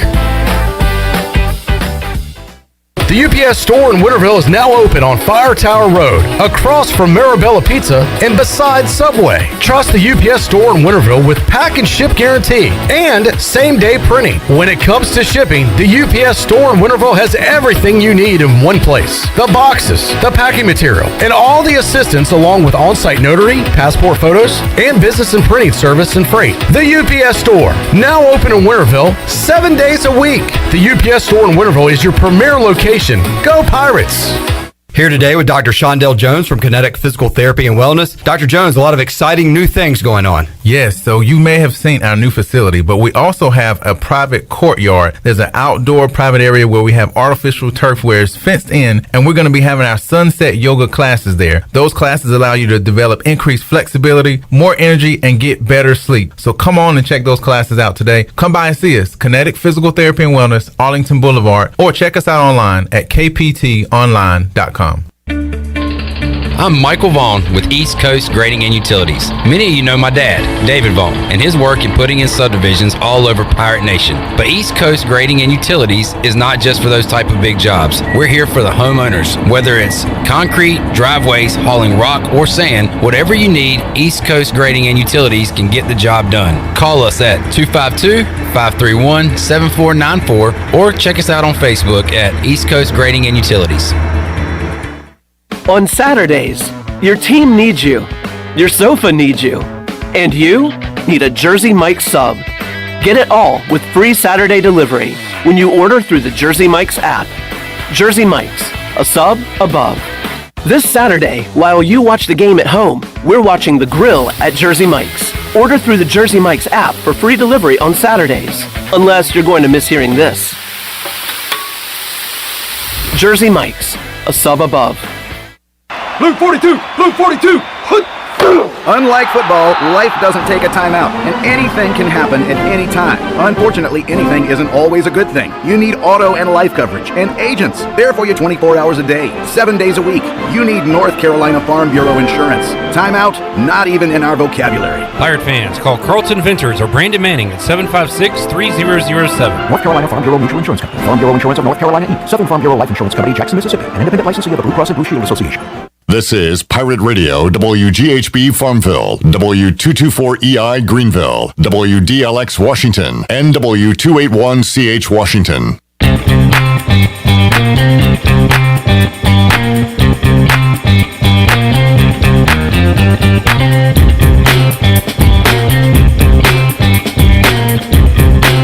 You're listening to Hour 2 of Pirate Radio Live. Do you need custom t-shirts, apparel, or promotional items for your business, organization, or event? Keep it local. Print it local with University Sportswear. Contact them today at universitysportswearenc.com. Now, back to the show. Welcome back. Domino's of Greenville has 3 locations to take care of you. Take advantage of the week-long carry-out deal of all 3 topping pizzas for only $7.99. Order online today at Domino's.com. Now let's head back into PRL. Here's Clip Brock. All right, Igoe just put up a picture of where he's getting food from, and of course it was the place that I didn't say. Just like a woman. Wow. Did you really just say that out loud? No. That was my inner... What are you talking about? That was my inner thoughts, Shirley. I don't know what you think I said. Just like a woman. What did you just say? You're sitting a little too close to be saying that there, bruh. What did I say? Man, I feel like a woman. All right, we got a treasure chest opening up in hour number 3. We got Troy D. Jon Gilbert in hour 3, Jeff Nadu later on this hour. And right now, joining us on the Fixed NC Live line, we'll switch gears a little bit, talk some hoops, as East Carolina will try to remain perfect at home on the year when they take on Gardner-Webb coming up Saturday at 3 o'clock. The head coach of the Running Bulldogs is Tim Kraft, former Pirate assistant, and now coaching those Running Bulldogs, and he joins us here today on Pirate Radio Live. Coach, how you doing? Hey, doing good, Clip. Good to talk to you and be on today. I talked to Jeff Charles, voice of the Pirates, on the show on Wednesday, and he said, was talking about the game on Saturday and said year 7 for Tim Kraft at Gardner-Webb, and time flies. We're all getting older, Coach. That number shocked me, though, as to hear that number, and you there as the head coach at Gardner-Webb. Does it seem like it's been that many years for you as the head coach there in Bowling Springs? Yeah, it's gone quick, and Clip, it's actually year 9 for me. Oh, wow. Okay, so he was off a couple years. Okay. yeah, it's actually year 9. Wow. 2013-14 was my first season here, but it really has gone fast, and it feels like yesterday that we were down there in Greenville. And Coach, we'll talk about some of your days here in Greenville, but let's talk about where your team is right now. And man, you want to talk about being battle tested? You guys have played some tough competition this year already, of course, with the Duke Blue Devils. But Arkansas is off to an undefeated start to the season this year. The Running Rebels of UNLV. So you guys have taken on some challenges here early in the season to prepare you for what you got coming up in conference play and moving forward this year. Yeah, we had 3 tough ones to start the year on the road. Learned a lot about our team. Played well in some moments, played really poorly in some moments. It's been nice to get back here at home. We've had 4 straight at home, which has been really good for our group to just gain some confidence. And we feel like we're playing pretty well right now. 4 straight wins for Gardner-Webb as they roll into Minges Coliseum. And again, Gardner-Webb perfect at home, just like the Pirates are heading into this game on Saturday. Coach, who are your go-to guys this year that we'll be watching out for on Saturday for the game here in Minges? Yeah, well, Demarion Williams is a second-year player for us. He's played really well here last few games. Has really gotten going at home. Had a good season for us last year as a freshman.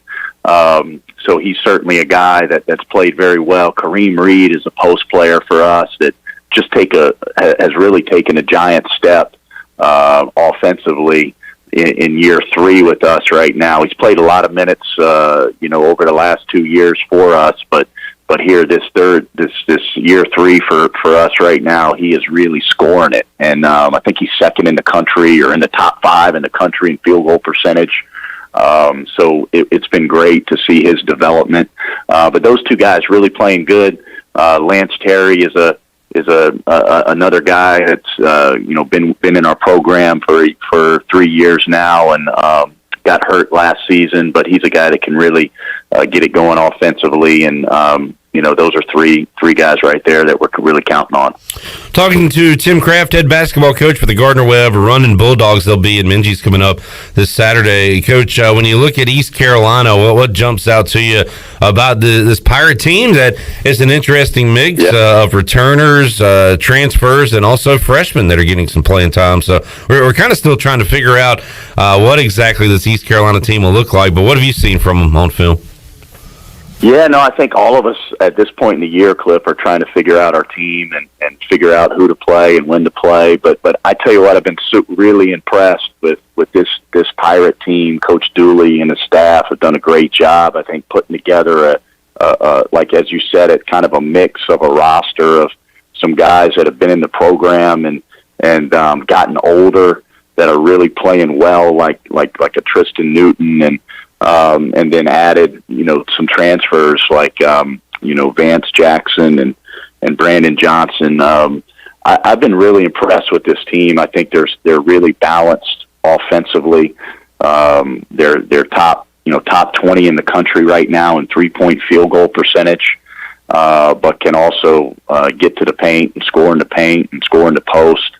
And I also think they're really solid defensively. So, just been really impressed watching these guys on film, and think it's going to be a great year for the Pirates this year. Coach, as you know, you have to adjust with the times, and I talk to coaches and bring this up all the time, how different it is now than to when you first got into coaching college basketball when it comes to the transfer portal and having to recruit that as much, if not more, than you're recruiting high school. So how much has that changed even in, your short time as a head coach there at Gardner-Webb? Yeah, it's definitely that the landscape for all of us is just changing, and we've all got to adapt and adjust. And we've really built our program, Clip, over the years of guys that have been in our program for 4 years, sometimes 5 years. We've redshirted a lot of guys. Some of our best players have been 5th-year seniors, and so that's something that's just not happening as much anymore. And I think just all of us got to adjust and adapt, and you hope that you can still have continuity within your program and have guys that are there for 4 years and even some redshirt guys. But certainly you're going to lose some, and then you've got to adjust. And I think everybody's got to do that. We lost a couple guys in the transfer portal that were good players, but we were able to add a guy by the name of Demarion Williams, who's a 5th-year player and was a good player at UMKC, and has been a really kind of versatile glue guy for us this year and really helped us. So, I think it's a change in landscape. It's different than kind of how, as you said it, how we grew up in the business trying to build programs, but it's just something that we all gotta change and adapt and figure out a way to be successful in the midst of it. Tim Kraft joining us, head basketball coach at Gardner-Webb, and the Running Bulldogs made it to the NCAA tournament in the 2018-19 season, and that is the lone appearance for Gardner-Webb. And Coach, I remember that because you faced a Virginia team that the previous year lost to a 16 seed, and UMBC. That might be the worst possible matchup for you to get in that NCAA tournament because you knew they weren't going to let that happen again. But I remember that game. You were hanging with Virginia, had a lead against the Cavaliers, fought them tough, lost by 15. But that experience, Coach, something we're dying for here in Greenville to get back to the NCAA tournament. How special was that, and how hungry are you and the guys there to get back to that point where you win the Big South and get back to the tournament? Yeah, it really was a special year, and we had never been here at Gardner-Webb, so nobody had ever experienced that here. So, it made it extra special. We had a great team, great group of guys to kind of go through that with, and man, it was one of those things. It was like the whole community was just united. But behind that whole run, that just in terms of our kind of getting to the championship game in our conference tournament, and then winning the tournament, and then the 2 weeks that we had kind of before the NCAA tournament, because our conference tournament is earlier than most. It was almost like a 2-week period, but before, when we played, we had a week, and then it was Selection Sunday, and then played later in that week. So it was an awesome experience to be here in Boiling Springs and Shelby, Cleveland County. Everybody was fired up for the Running Bulldogs, and then like you said, it was like when you get the matchup of Virginia, you're like, oh man, every question you're going to answer is going to be about last year's Virginia team, and now you're the 16, and so you're trying to kind of downplay that and just get ready for a really good team that obviously won the national championship that season. But to get down there, and we ended up playing in Columbia, which is about 2 hours from us, so we had a great crowd, and if you listen to some of the interviews with the Virginia guys about our game, they talk about it being like a road game in the ACC. It felt like an ACC road game, is what some of those guys would say, because you obviously got the neutral fans that are cheering for the underdog, and then you had so many Gardner-Webb people that made the trip, alums and just people from all over that made the trip to come see us play. It was a great environment. We got off to a good start and made some shots, and so the place was like rocking in there, and we're up 14 at one point, and then I think went into halftime up 5, and unfortunately it was a great 20 minutes. The second half was much different, but that was an awesome experience for all of us kind of involved with the program, and something that certainly we're hungry to get back to, and hope that we have a team. We feel like we have a team that can at least be competitive to compete for a championship this season. Tim Kraft joining us. We'll see that Gardner-Webb team coming to Greenville this weekend. And, Coach, when you talk about a community rallying around a team and good crowds, I did think back to the CIT run that East Carolina was able to go on, and Akeem Richmond hitting the shot against Weber State, and that was just so it was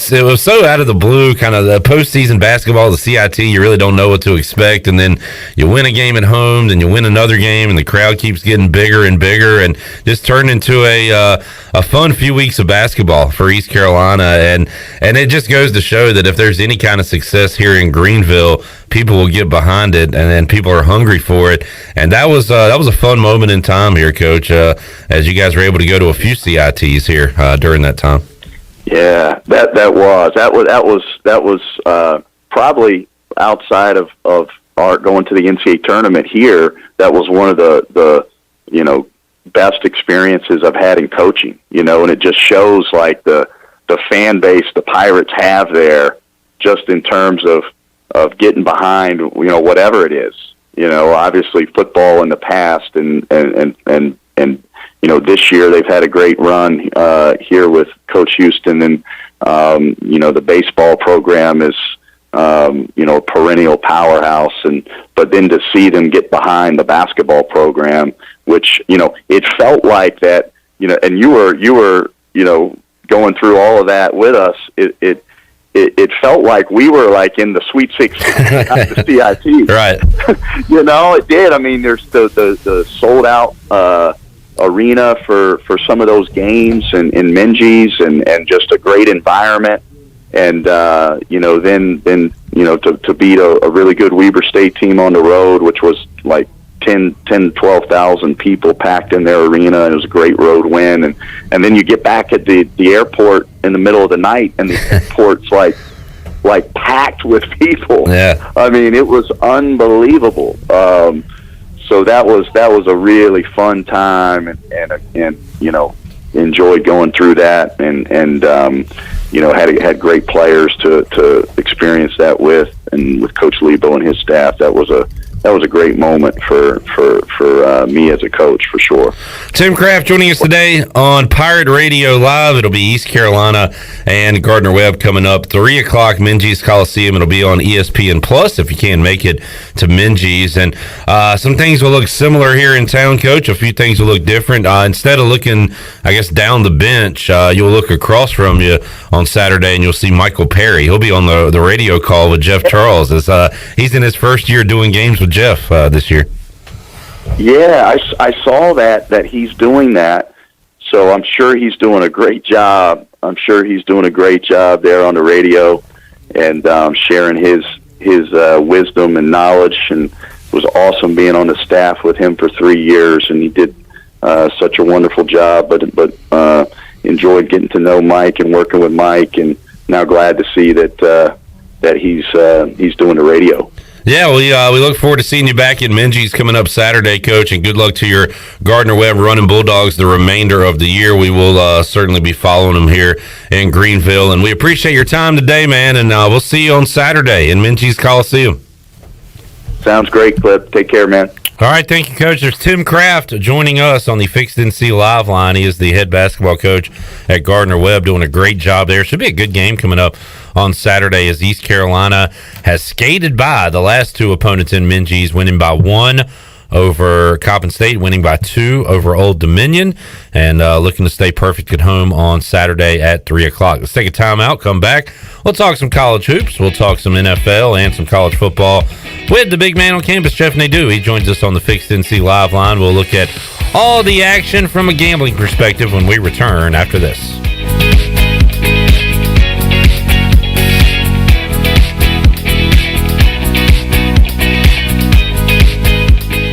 Hey Pirate Nation, Lindsey Gray here with Carolina Caliber. In 1960, my granddaddy started his firearm business right here in Eastern NC. Still family owned and operated, we have the area's largest selection for outdoor shooting sports and accessories and are one of the nation's top firearm dealers. At Carolina Caliber, we have everything you need from hunting, home defense, and personal protection, including a wide variety for ladies and youth. We buy, sell, and trade. It's a time-honored tradition. Visit us at Carolina Caliber on Fire Tower Road in Winterville. You can't imitate every animal in under 2 minutes. Or karate chop 100 boards. Or ride a horse coast to coast. Yeah! Next stop, Rhode Island. But with Domino's new Carside Delivery 2-minute guarantee, you can have a pizza headed to your car in under 2 minutes. Just order Domino's Carside Delivery and check in when you arrive. If we take longer than 2 minutes after your order is ready, your next pizza is free. Woo! Forget Rhode Island. I'm going to Domino's. Offer available to online carryout customers who select Domino's Carside Delivery. For full details and restrictions, visit Domino's2minuteguarantee.com. This year, US Cellular is making a big deal out of the holidays. You can choose any phone from any brand free. That's right, any phone you see in our store is free. And get unlimited data for our best price of the season. Just $30 a month per line with 4 lines. Feel the locally grown joy from US Cellular, America's locally grown wireless. Limited time offer. Terms apply. See uscellular.com for details.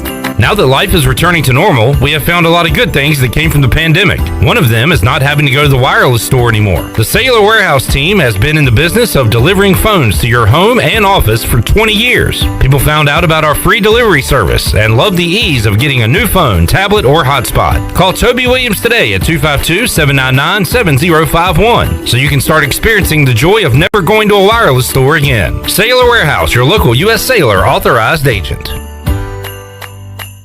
Hey, this is Troy D., proud ECU grad from the class of 94. And if you know me, you know I love the 90s here at ECU. It was some of our glory days, including bowl games, the Peach Bowl, and even a March Madness appearance. Relive those days with my friends from Tailgate Classics. Tailgate Classics is a cool retro store with all types of merchandise, including the 90s ECU vintage tees and hats. Check out Tailgate Classics in person, 304 Evans Street, or online at shoptailgateclassics.com. Tailgate Classics, bringing back the throwbacks. When a storm hits, you can count on Greenville Utilities. They put their emergency storm plan into action to restore power as quickly and safely as possible. If you experience an outage, call them toll-free at 1-855-767-2482. The automated hotline can handle a large number of calls at once, virtually eliminating busy signals, so help can be on the way as fast as possible. Remember, GUC's emergency hotline number is 1-855-767-2482.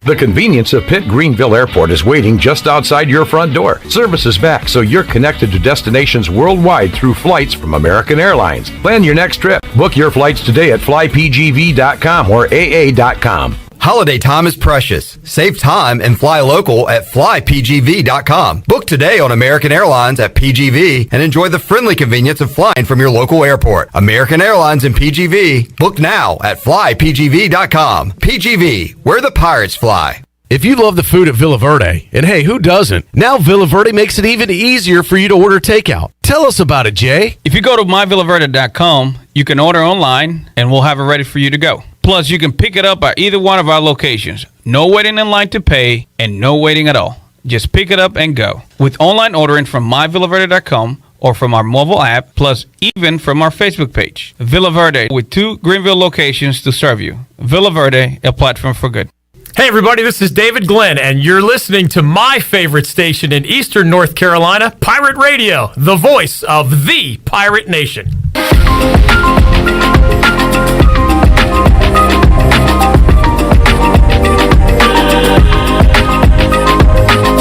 You're listening to Hour 2 of Pirate Radio Live. Do you need custom t-shirts, apparel, or promotional items for your business, organization, or event? Keep it local. Print it local with University Sportswear. Contact them today at universitysportswearenc.com. Now, back to the show. Welcome back. Brown & Wood is your home of the best selection of GMC, Cadillac, Buick, and Mazda in Eastern North Carolina for over 83 years. Shop their entire inventory online at brownandwoodauto.com or visit them on Greenville Boulevard. Now let's head back in to PRL. Here's Clip Rod. All righty, about halfway home here on a Thursday.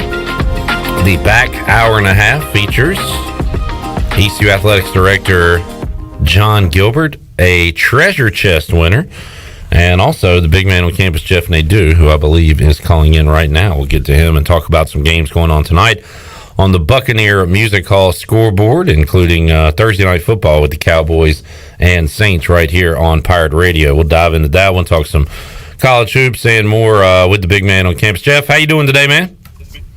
Pretty good. How are you, Cliff? Hey, doing great. And Jeff watched last night when I got home from Sports Trivia, part 1 of Unfiltered. What do you call it? Jeff Nadu, Unfiltered, the big man on campus. Unfiltered. It was a video, a nice little behind-the-scenes look at getting to know Jeff Nadu, where he's from, his family life, and we got to meet Papa Nadu. And as I tweeted to you last night after I watched that, he's a bad dude, Jeff, the Papa Nadu.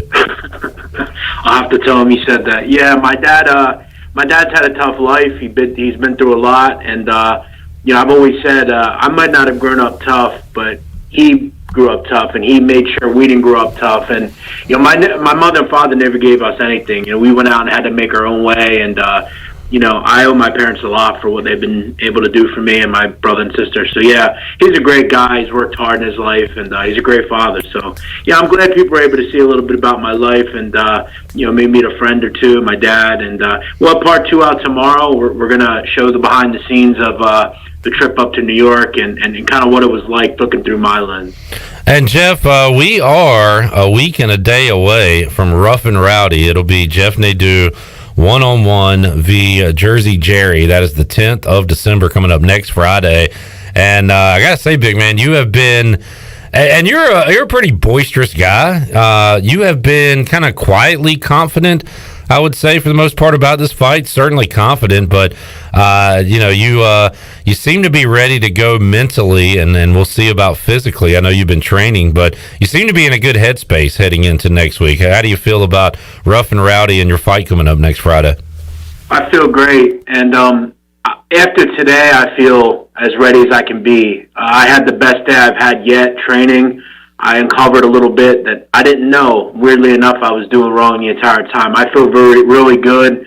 I know from a conditioning standpoint, I could go 5 rounds, 6 rounds.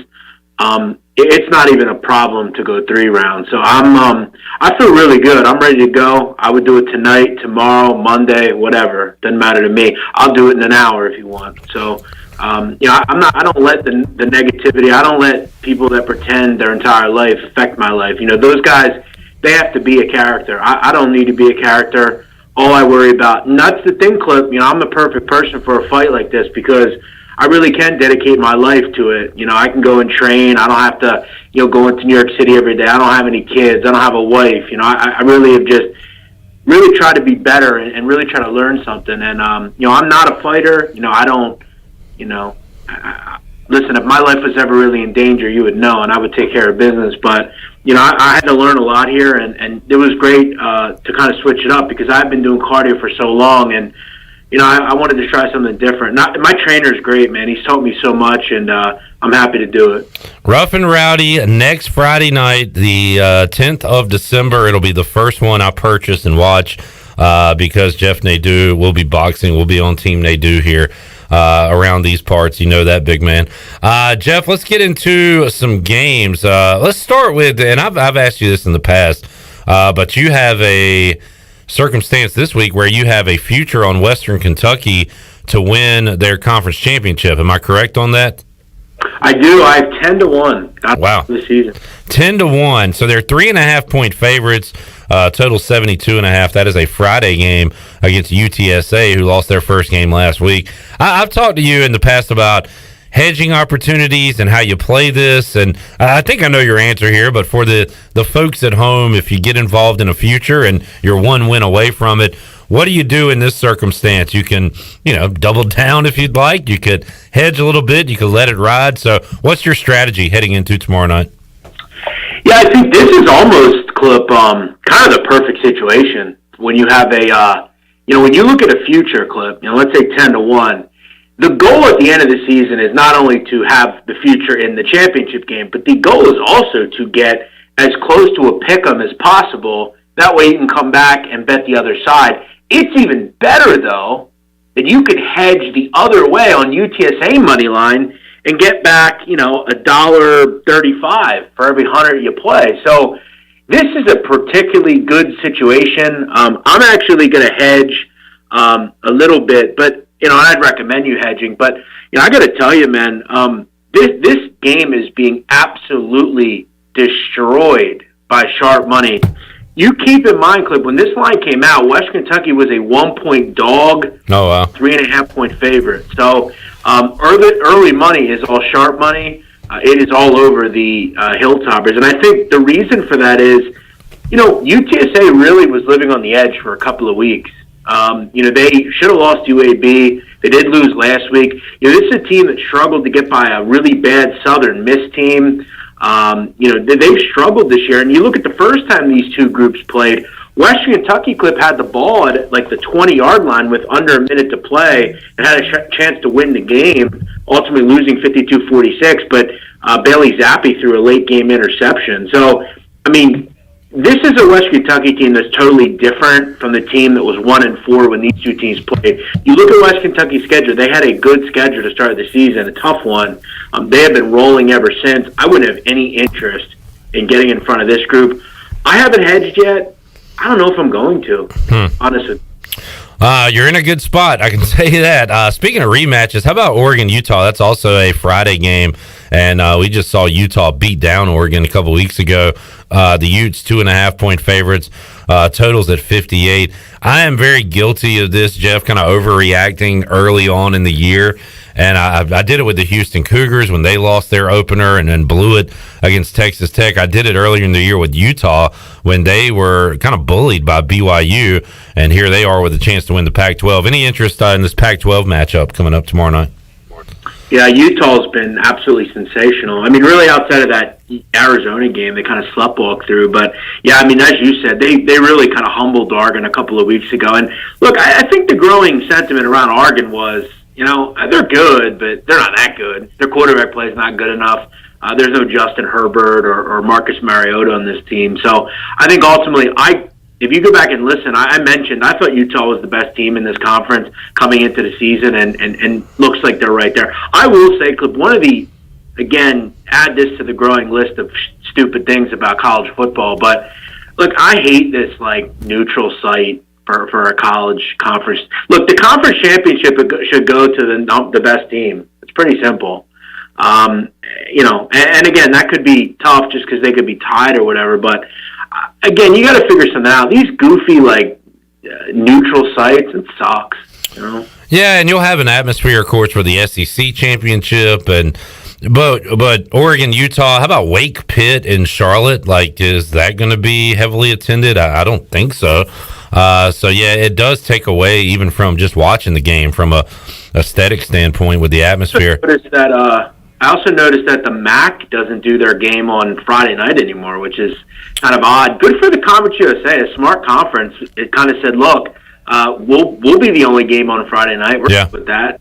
I thought that was a nice move by them. All right, Jeb, let's look at teams that need to win here. Oklahoma State, can they beat Baylor and leapfrog Cincinnati? Cincinnati needs to win against Houston. Alabama, plus 6.5 against Georgia, needs to win to get in, you would think. And the Bulldogs should probably lose this game and get in. I would imagine a one-loss Georgia team is going to be in.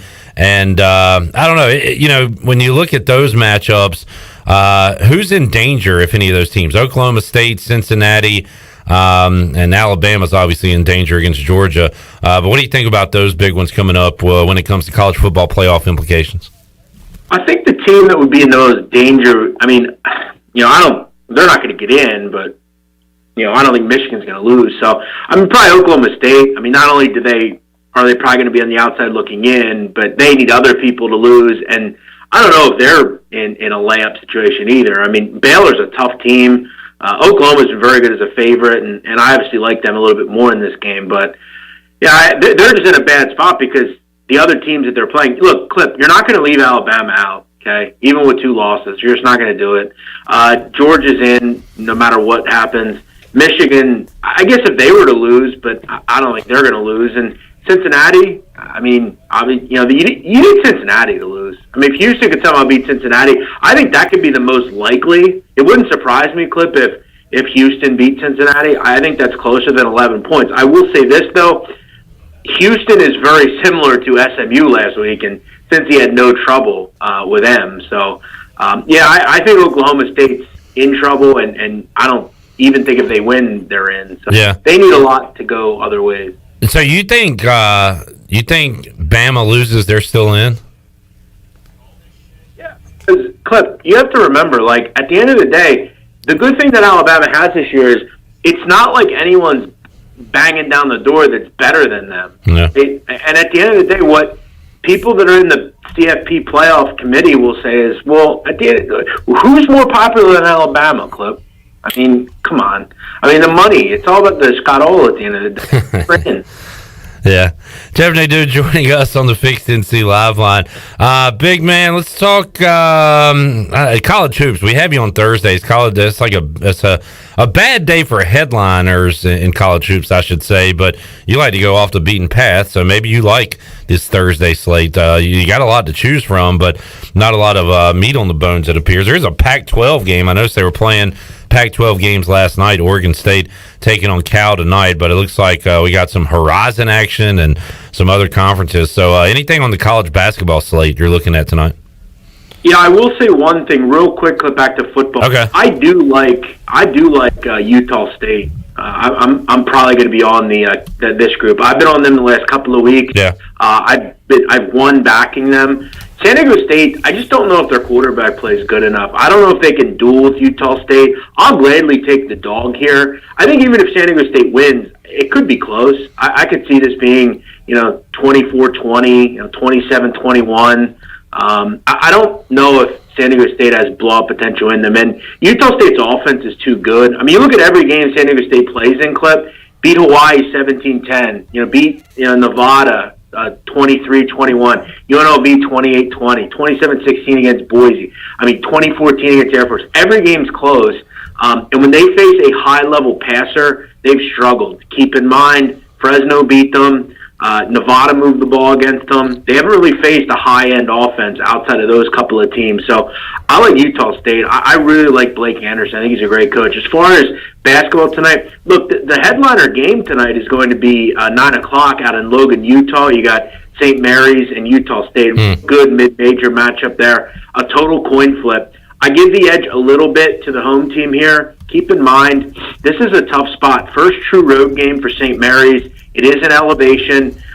They have a major issue, St. Mary's, at the foul line. They've struggled to make foul shots this year. I just think St. Mary's the better team, better offensively, or Utah State's the better team, better offensively. Just, I think a little bit more compact. I like their offense. And they're at home here, and I think a lot of that, if you're going to give me a coin flip game, I think St. Mary's is a little overvalued. What have they really done? Okay, Oregon, I think they're overvalued. Notre Dame's nothing special. You lost to Wisconsin. What has St. Mary's really done? I think Utah State beats them tonight. Utah State came all the way to Myrtle Beach, South Carolina, and won the Myrtle Beach Invitational by knocking off Oklahoma in that championship. That was a little over a week or so ago, 73-70, and I guess this will be their second biggest test of the season when they take on St. Mary's coming up tonight, 9 o'clock. They got BYU after that, so a tough schedule here for the Aggies. Jeff, I know that you've kind of been away from the NFL. Any thoughts on Saints Cowboys tonight? Cowboys getting healthier. It appears Saints still without Kamara. They're going to Taysom Hill tonight. Cowboys, that line has jumped up to around 6.5. Any thoughts on that game? Yeah, I've been picky and choosy with the NFL, but I've seen the Saints in real time. I saw them in Philly a couple weeks ago. They are dreadful. Dreadful. Quarterback play is a mess. They have no playmakers. Their defense will try to keep them in this game, but the Cowboys' offense is so good. You mentioned they're getting healthy at the right time. It looks pretty squarish, but when you look at the money in the bets, 74% of the bets are on the Cowboys, 64% of the money. So I just think people are just not real enthralled by the New Orleans Saints. They just don't have good quarterback play, and at the end of the day, that's the most important thing. I think Dallas can move the ball against anybody. And if you look at it, Clip, New Orleans' run defense is good. Their pass defense isn't anything special. And you know what's crazy, Clip? We talk about how great the Saints offense or Saints defense is. The Cowboys and the Saints give up the same amount of points per game. I got to give the Cowboys some credit. Their defense has made massive strides where it was a couple of years ago. I would play the Cowboys. It could be square, but I think the Saints are bad. Yeah, coaching matters. Dan Quinn has done a great job with that Cowboys defense here in 2021. Jeff, good stuff, man. Have a great weekend. We'll talk to you next week. Fight week, rough and rowdy. Big man on campus, Jeff Nadu versus Jersey Jerry coming up next Friday, December 10th. Looking forward to that. We'll talk to you about that and more games next week, Jeff. Sounds good. Thank you, Clip. Thanks, man. There's the big man on campus. Jeff Nadu joining us on the Fixed NC Live line. A lot of action going on tonight in the world of sports, and looking at the Buccaneer Music Hall scoreboard. Another game tonight to keep an eye on. Hurricanes trying to get back on track, and they are heavy favorites against the Senators, the Ottawa Senators tonight. That one in Raleigh. So Canes looking to get back in the win column. If you don't want to watch any basketball or football tonight, you can check out the Canes. Let's take a timeout, come back. We'll wrap up hour number 2, get you set for a huge hour number 3. Troy D will be in. We'll talk to Jon Gilbert, ECU Athletics Director, and make you a winner. Open up the Pirate Radio Treasure Chest for the second time in 2021. We'll wrap up hour 2 of Pirate Radio Live. Back with you after this.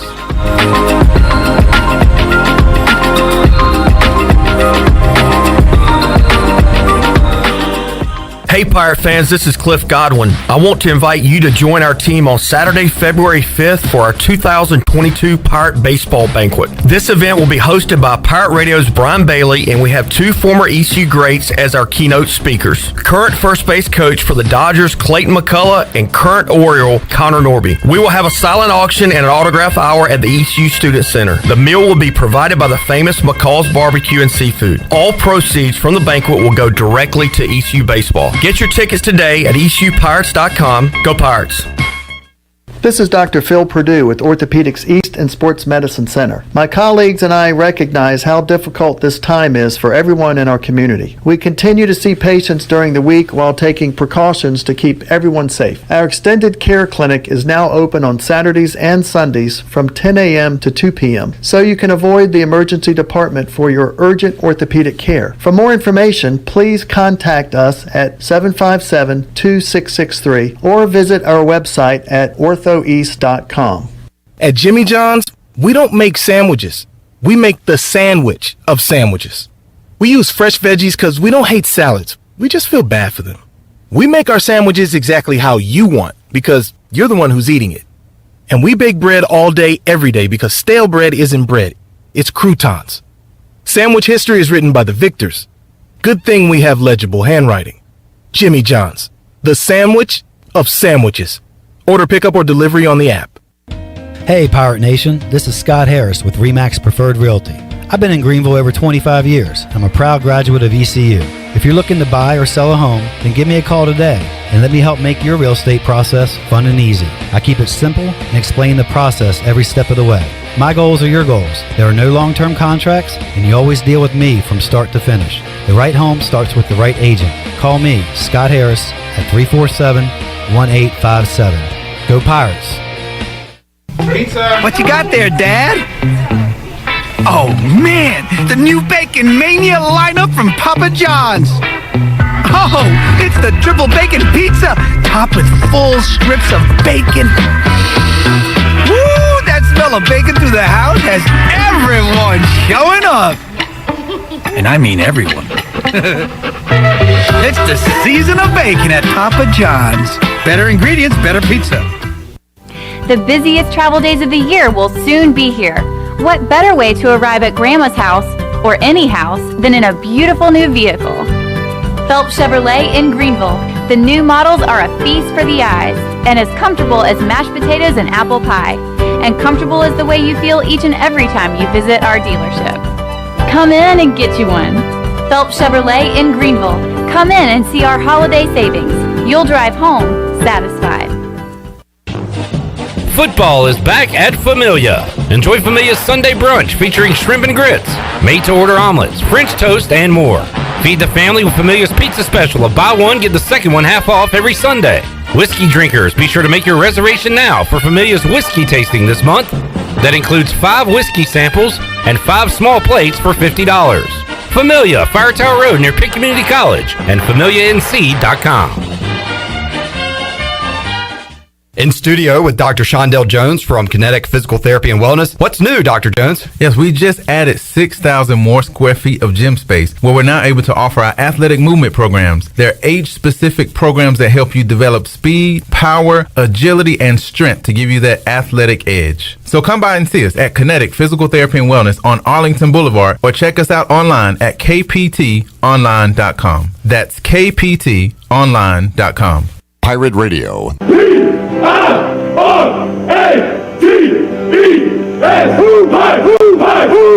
The voice of the Pirate Nation. 1, 2, 3, power!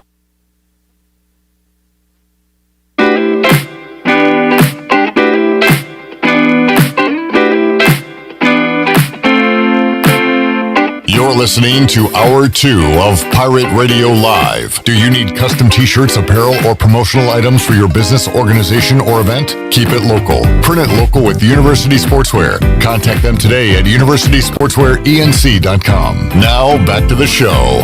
Welcome back. UBE has been an ECU tradition for over 50 years. You can shop online anytime at pirateware.com. UBE has the biggest and best selection of ECU sportswear and accessories for pirates of all ages. Every day is game day at UBE. Now let's head back into the show. Here's Clip. All right, thank you, Shirley Rhodes, Chandler Honeycutt producing, Clip Brock here, Troy D alongside. We'll be talking to Jon Gilbert coming up Hour 3 of Pirate Radio Live. He'll join us here on the program. And also, Troy D, I'm going to pass the baton to you today for the treasure chest giveaway. Yeah, this is the most wonderful time of the year. I appreciate that, Clip, and I thought you did an excellent job with it yesterday, by the way. I was tuned in. I did get a little emotional for me. Not being able to, because you know how I used to get all this is your time. Pumped up about it. And, but I thought you handled it well. And I do appreciate, the part I appreciated the most. When I asked the winner what they did. You know me so well. If I didn't do that, you would be I'd upset. love to know a little bit about our winners, and this is a chance, our listeners, and we don't always get to talk to our listeners on this program. If I didn't ask Carrie Brown what she did, I would have been called into your office today, and I wanted to avoid that. I find it fascinating about how wide of a variety of listeners we have, first of all, and then about their background. Yeah. They know about us. I want to know about them. Well, we'll find out about somebody today. So I just wanted to say thank you. You got it, man. Yeah. You're welcome. I'm excited, though. It'd be cool. We got a great treasure chest this year. Excitement time. We'll run down the prizes, too, coming up in a bit. But right now, again, we'll hear from Jon Gilbert at 5. Let's hear from Mike Houston right now as he spoke earlier today at the press conference. Mike Houston, a contract extension and raise, and he spoke today to members of the media. Let's hear his opening comments, Shirley, from just about an hour or so ago. I just, what exactly to say, I think just very grateful and humbled. I said the other night on my coach's show that, I've made it as clear as I can to Chancellor Rogers and to Jon Gilbert that Amanda and I and our family are very, very happy here. And that's a big piece of it. But, there's just so many people that need to be thanked, for this opportunity. And I think, obviously, very, very thankful to Chancellor Rogers, the Board of Trustees, everyone that helped get this done. Very thankful for our coaching staff, for our players, and all the hard work that they've done. But really, Jon Gilbert, from the very first day that I met him, I have never had to question his support. I've never had to question his commitment to our program, to our coaching staff, to our student athletes. And I really do want to thank him. He never wants the attention, never wants the spotlight on him, but just the work that he does daily for everybody, but the work he does daily for our football program to support us, we really appreciate it. And I appreciate him helping get this done. It's something that Amanda and I wanted. I know that there's, you get this time of the year, there's rumors and stuff everywhere around there, but, the big thing is, we wanted to be here. We're excited. We're excited about being here in Greenville. We're excited about how the kids have done here in the 3 years. It's been a really great transition. And I say again, we're very happy here. As far as, your work, I'm very fortunate. I get to do something daily that, my job, that I don't really think of it as work. I enjoy very much every day I come into the office. I enjoy our staff. I enjoy our student athletes. We just met with them. They're in meetings right now. We're getting ready to go out for practice. But the team meeting, they were as energetic as ever. I'm sure I'll get plenty of ribbing from them. Over the extension, but they're just it's maybe 3 years ago today, I think, was the first time that I met probably about 20 of them or so that are still in the room. And that room that night when John and I stepped in there, we've talked about it a lot. It was just it was depressing. Everything about the whole thing was depressing. And then you walk in today, and there can be no more enthusiastic group of kids than that bunch, and that's been the change, in the program, and it's so much work by so many people. So I just want to say thank you to Pirate Nation, our fan base. I said it when I took the job. They're a big reason why I was attracted to this job. It hasn't been easy now. But I love the passion of our fan base. I love the passion that they have on game days. I love the passion that they have 365, year round. It's really, really special. And so I'm excited to be here. I'll be around for a while longer. So hope everybody else is as excited as I am. All right, there is the head football coach of the Pirates, Mike Houston, after receiving that contract extension from East Carolina. He will be the Pirate head coach next season and is under contract, Troy, through 2026. But as we know, all contracts are made to be broken. Well, you assume he'll be the head coach next season. Things can just because there's we can't even assume that. In this day and age, things can change and anything can be bought out. Fine, he's the coach right now. Yeah, he's the coach today.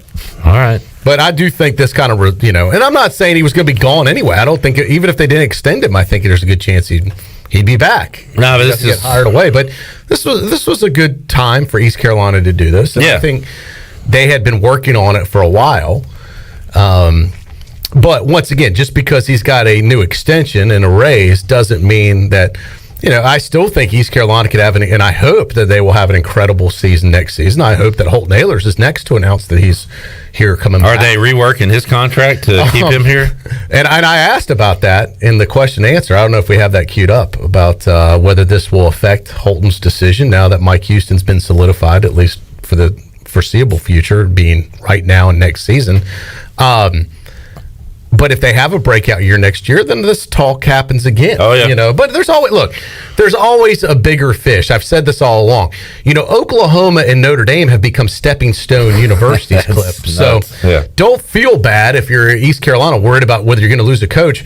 Hey, it can happen to anyone at any time. Let's just, as I said, enjoy the time you have. Yep. If someone is successful and leaves here on a great note, awesome. Then let's hopefully our AD has a plan to get the next Mike Houston in here, and we'll talk to Jon Gilbert about that possible scenario or other things going on. There's a lot to discuss with the AD coming up in a little bit. Yeah, and look, the contracts aren't year to year like football czar Ellerby wants, but it is year to year in that you be happy with what you got right now, and your roster and your coach for the upcoming year. And that's about all you can bank on, because as we look around, everything changes so quickly now. And it's not just the coaches anymore. It's the players. It's the portal. It is. You don't know what you're going to have, after tomorrow. So just be happy Coach Houston is here right now. And look, I love and we'll talk about this with Jon Gilbert too, the headline, at the top of the collage they put together on ECPirates.com. It does look like unfinished business. True. Because this is just the start. This is not the last chapter of the Mike Houston era here at East Carolina. So Jon Gilbert has arrived. So we'll take a timeout, come back. A big hour 3 on tap. We'll make you a winner, open up the Pirate Radio treasure chest, and talk to the athletics director of East Carolina University, Jon Gilbert. That's on the way. Pirate Radio Live rolls on after this.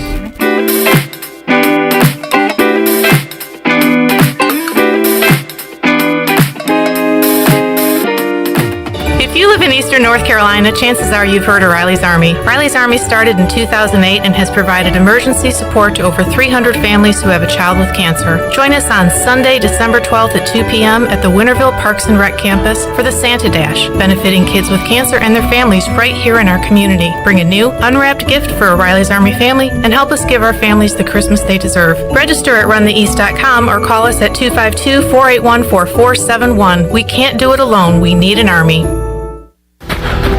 Why do I run? Is it because I'm driven? Because I love the challenge? God, no. I do it for the beer. If you're the kind of runner who does it for the beer, this summer you can get one on us with the Michelob Ultra Beer Run. Grab your run buddies and get out there, because this summer there's beer at the finish line. Sign up at ultrabeerrun.com and trade your miles for beer. There are times in our lives when we feel like we have hit rock bottom with nowhere to go, but that is actually when God is closest to us and building us into who we are meant to be. Hi, I'm Holton Ahlers, and that's how Built When Broken was formed. BuiltWhenBroken.com is an apparel brand to remind people not only where they've come from, but also where they are going. Visit BuiltWhenBroken.com to get the latest BWB apparel, t-shirts, hoodies, hats, and more. BuiltWhenBroken.com, apparel for our walk through life. While you're sleeping, our whole hogs are slow cooking over wood to create that bite that Eastern North Carolina is known for. I'm Sam Jones, and for more than 3 generations, my folks have been the torchbearers for what whole hog barbecue is supposed to be. At Sam Jones, you'll find plenty of smoke, but no mirrors. Everything, and I mean everything, is made fresh daily, including our sides, sweets, and sauces. Come on over and see us at Sam Jones Barbecue, and I bet you'll be able to taste our passion in just one bite. Sam Jones Barbecue, Fire Tower Road. Dear past, present, and future football watchers, Football is back! Just how you remembered it. Tailgates with an ice-cold Pepsi in hand? Totally back. That between-play sprint to the fridge for more Pepsi is back, baby! I really miss this. Anyways, consider this your official excuse for always putting football watching first, courtesy of Pepsi. That haircut appointment? Your mom told us you look great, so you should probably reschedule. Seeing the in-laws for the first time in ages. It's been so long. Nope, sorry, Susan. Not if it's on Sunday. Long story short, after the year we've all had, we think you could use a little football watching. So crack open a Pepsi and cheer your football watching face off. With love, Pepsi. Made for football watching. That's what I like. Hi, this is Billy Parker from Parker's Barbecue. Did you know that we cater? Let us cater your next private event, church gathering, or backyard party. From traditional pig pickings to regular chopped barbecue, Parker's has anything you need. Parker's, where you're always treated like family. The Rick House is Eastern North Carolina's premier American-style restaurant and bourbon bar. Join us at the Rick House for mouth-watering steaks and made-from-scratch pastas. Check out the 16-ounce cowboy steak and our seafood delight pasta. The Rick House is open for lunch daily from 11 to 2, Monday through Friday. Take a break from your workday with lunch at the Rick House. Join us for our legendary brunch on Sundays from 10 to 2. The Rick House, American Provisions and Spirits, 710 Red Banks Road beside the bowling alley in Greenville. I'm Michael Vaughn with East Coast Grading and Utilities. Many of you know my dad, David Vaughn, and his work in putting in subdivisions all over Pirate Nation. But East Coast Grading and Utilities is not just for those type of big jobs. We're here for the homeowners. Whether it's concrete, driveways, hauling rock, or sand, whatever you need, East Coast Grading and Utilities can get the job done. Call us at 252-531-7494 or check us out on Facebook at East Coast Grading and Utilities. This is Pirate Radio, WGHB Farmville, 1250 and 92.7 FM Greenville, WDLX Washington, 930 and 104.1 FM Washington.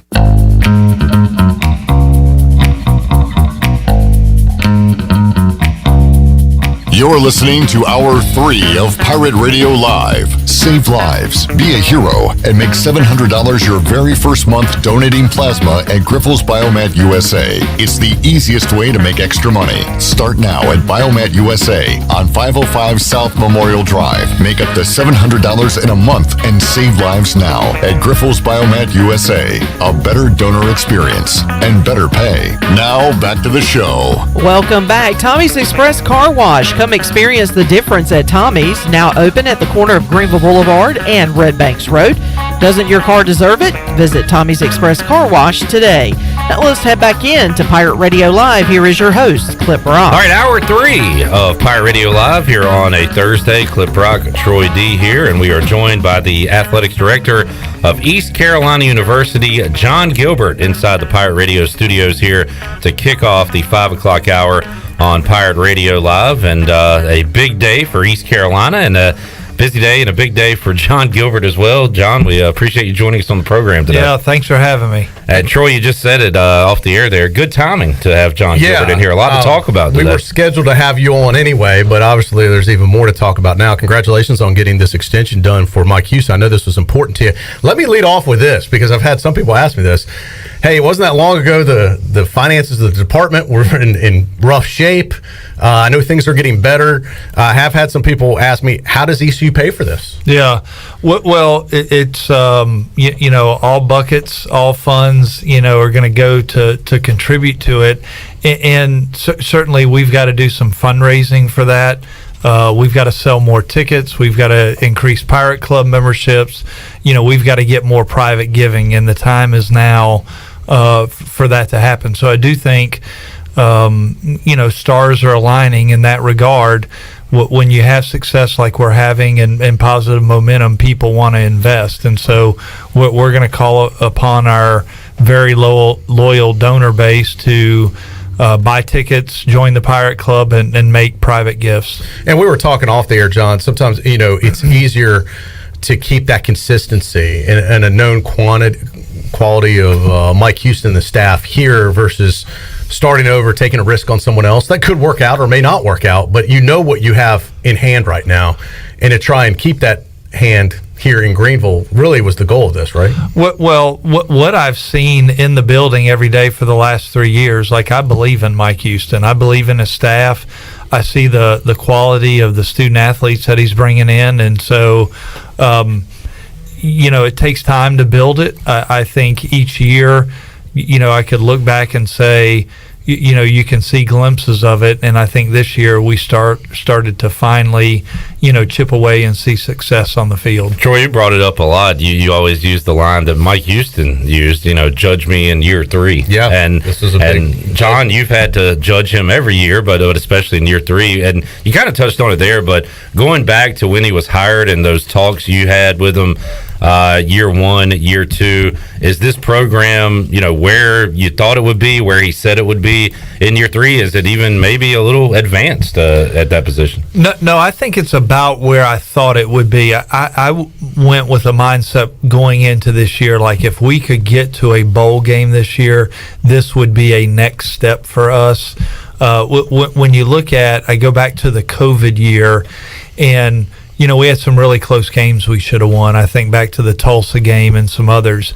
Navy. But what happened, during the COVID year, you didn't get a traditional spring football. You really didn't get the traditional, lifting in the summer, working out in the summer, the whole, the full Monty in that regard. And so I think this year getting to a bowl game was a next step, not anywhere where we think the program should be. I think it is the next step, and only that. We have high aspirations and expectations for this program, and Mike and his staff do, and our student athletes do. They want to win at a high level, and I think with most people coming back, we're going to be in good shape. If you're just tuning in, we're talking to ECU Athletic Director Jon Gilbert, and the news, in case you missed it today, hit that Coach Mike Houston has received a substantial raise and contract extension today. So he had 2 years remaining on his deal. This new deal takes him additional 3 years, so it gives him a current 5-year deal. His salary, if you put everything together, he was making a little over $1 million. I think 1.5. Oh, was it 1.5? 1.575. Okay, so not bad money already under the current deal. This new one will take him to $2.3 million annually, a $1.4 million base with $900,000 supplemental income throughout the duration of this 5-year deal. There's a lot of bonuses plans there if he can get East Carolina in the national championship race, those type of things. There's a lot of things. The buyout, though, does, if he ends up leaving for another school, let's say, that has also gone up in this deal. Starts at $2 million and then goes down, I think, $250,000 each year of the deal. $250,000 down in a year. If he stays here for the duration of the contract, the last year, if he was to leave before the contract's up, it would still owe East Carolina $1 million. Correct. So, how long you guys have been working on this? A while. I know the news came out today. A lot of people think this is a knee-jerk reaction of things that might. And I say media. Nowadays, everybody thinks they're the media, and I want to have a separate discussion with you on this in a little bit. But before we talk about that, how long have you guys been working on this deal? Well, I knew all along. Like as you see the season progress, after this season's complete, he's going to have 2 years left.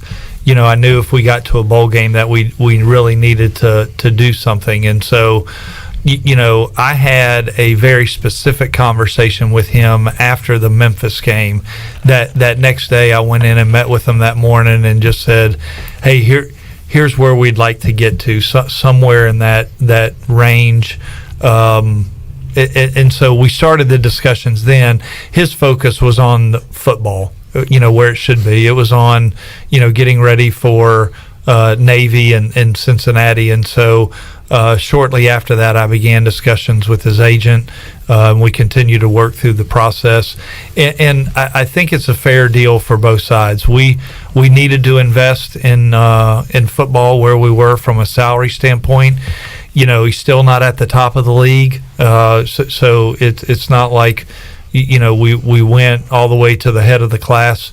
But I do think it's a significant financial investment in the program that generates the most revenue for us. There was some buzz earlier this week about other schools and some interest, but then when you start, sometimes the problem in this day and age with social media is anybody that has a Twitter account can act like they're a reporter, and it could just be an opinion, it could be fake, it could be a troll, it could be whatever. And I had some people send me some stuff Sunday night, and I looked into it, and I said, it was some guy's opinion out of Virginia Tech that had like 200 followers saying, I've confirmed Mike Houston is the guy for Virginia Tech. They've zeroed in on him, and here's going to be the parameters of the deal. And I looked into it, and I was like, this doesn't seem very legit to me. If this was, a major station or the beat writer from Virginia Tech reporting it would be one thing. But once again, it was just some rando online. But those type of things you guys have to do. I know your phone was probably blowing up too, if mine was.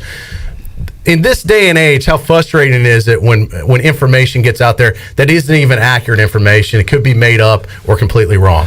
Well, it certainly forces us to react to it because, that tweet on Sunday night, I had, people reaching out to me going, is this true? And so it consumes a lot of time reacting to things that, no one is accurate about, but they can put it out. And so we spent a little time, following back up with that.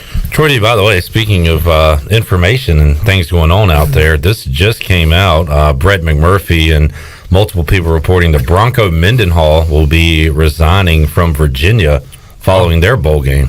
Now, Brett McMurphy is a legit media guy. It's an example of Also, I've just learned that Mike Houston is now their lead candidate. Would you like to respond? John, you might want to get back in the meeting room.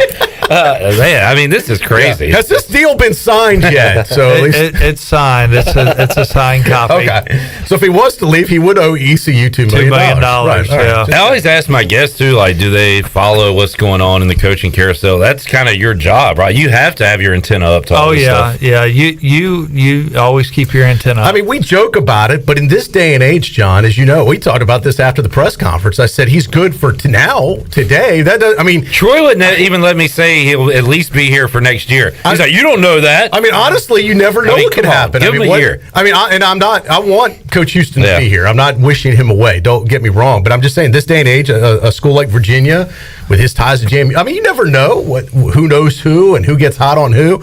Even with a new deal, if there's enough money, as we've all seen with Lincoln Riley and who jumped ship to LSU from Notre Dame, Brian Kelly. Anything can happen on any given day. This is a different day and age in the world of major college football athletics. It is. It's a crazy business. John, I want to say this, and then we can get back to Coach Houston, football, everything. But while you're here, we do the Players Lounge on Mondays and talk to the ECU football players. And folks in the administration, Mike Houston, they might be a little queasy when they hear the 18 to 21-year-olds are going to come on with us and talk on the radio. But, man, those guys have been fantastic this year. Troy D, I know you'll agree. Yeah. But Holton Ahlers, Tyler Snead, Rajay Harris, DJ Ford, Xavier Smith, Bruce Bivens have been on with us every week, handling questions after the losses that are uncomfortable, but they handled those. And then luckily enough, we were able to talk about a lot of winning and good moments, and just wanted to say that to you because it's great for the fans to hear it and get to know these guys as people instead of kind of football playing robots that they watch on Saturday. So I think it's been great for us and hopefully good for them and for the school itself. We've got a great group of men in that locker room that represent us in a very positive manner. So I'm not surprised at all to hear that. I see those guys almost daily in my interactions with them. They're an impressive group.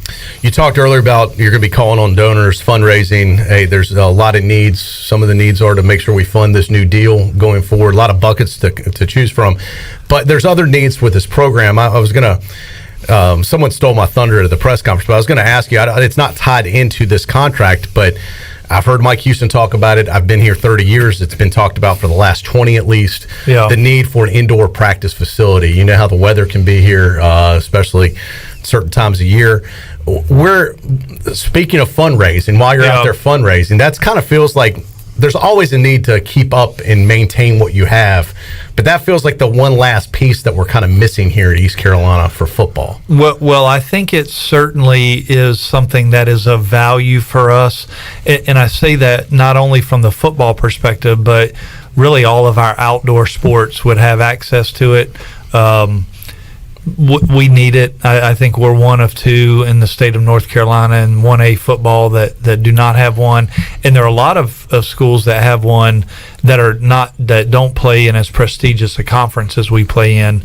They have one, and so from a recruiting standpoint, man, it makes a big difference when you have a building like that you can go in not only during inclement weather, but also sometimes during the heat, or if it's an abnormally cold day and you want to do a walkthrough. It's a lot easier to do a walkthrough, inside in a climate controlled space as opposed to going out, and being cold or wet. Well, I think you're right. I think it basically could become a multi-sports facility. There's so many teams that could use it at ECU and maybe even other uses on campus, but a priority for the football team. Obviously, they'd have, first crack at the times when they need it, but then if other sports needed it for other practices or functions or whatever, it could be a tremendous asset to this athletic department. Absolutely, it could. And so it's, it's on my list. We will at some point here in the near future launch something with it. Not ready to do that today. We still have some things to go through to get there. If you could wave your magic wand and put it on campus right now, one, where would you put it? And two, it doesn't have to be the Taj Mahal. I mean, it is just really a functioning building to practice inside. It's a metal building. Yeah, I mean, at the end of the day, it's just a protective structure. How much do you think it would cost, and where would you put it? Well, I think it would go somewhere in the vicinity of where the football practice fields and the auxiliary turf field are, right there, somewhere in that general area. And then cost, it just depends on the bells and whistles. You could do one for, I think it's going to be 15 to 22 million, somewhere in that general range. And you use the word list, John, because there are more things that are needed and wanted other than that. And I know you were on with Stephen Igoe, Hoist the Colors, earlier this week. You mentioned an additional weight room and also maybe a scoreboard update coming for Dowdy-Ficklin Stadium. Well, there's really a lot. Like, we're going to get into a campaign in short order, and it will be a comprehensive campaign for most all of our sports. It'll include, we need to do the work in the aquatic center and the swimming locker room. That's going to be, a big piece to it. We've got the football scoreboard. We've got the new auxiliary weight room that we've already mentioned, where we're really just waiting on steel. So I've been told maybe this summer we'll be able to get that. So we've got cash in hand, ready to build it. We're waiting on steel. Our baseball team wants to do Cliff wants to do a locker room, renovation. So we're going to have a lot of projects on the list that we're going to ask our donors to help us fund. You mentioned the scoreboard. I talked with someone familiar with Datronics, I believe, who's originally put the scoreboard in, and they did say, look, the scoreboard has a lifespan, and it has actually outlived its projected lifespan. So we're kind of, in the world of scoreboards, it's a geriatric scoreboard. Oh, if you only knew how much I held my breath on game day, because you really couldn't get parts for it. Yeah, that's become a big issue that I think the fans don't understand. Is it's even trying to maintain it has become difficult because you can't find tubes, you can't find parts, you can't find different things to keep the thing functional. So really, at this point, you almost have to start over and just with a brand new absolutely scoreboard. And that addition will help drive revenue from a marketing standpoint, selling advertising, and then obviously what it does for the game experience. Speaking of the game experience, I'd be remiss if I didn't talk about it or at least ask you about it. A lot of fans were a little bit upset about it, and some things are out of your control. And I know we've addressed it on the air with JJ earlier this year, and a lot of businesses are dealing with staffing shortages, but the concessions obviously kind of went a little bit sideways this year.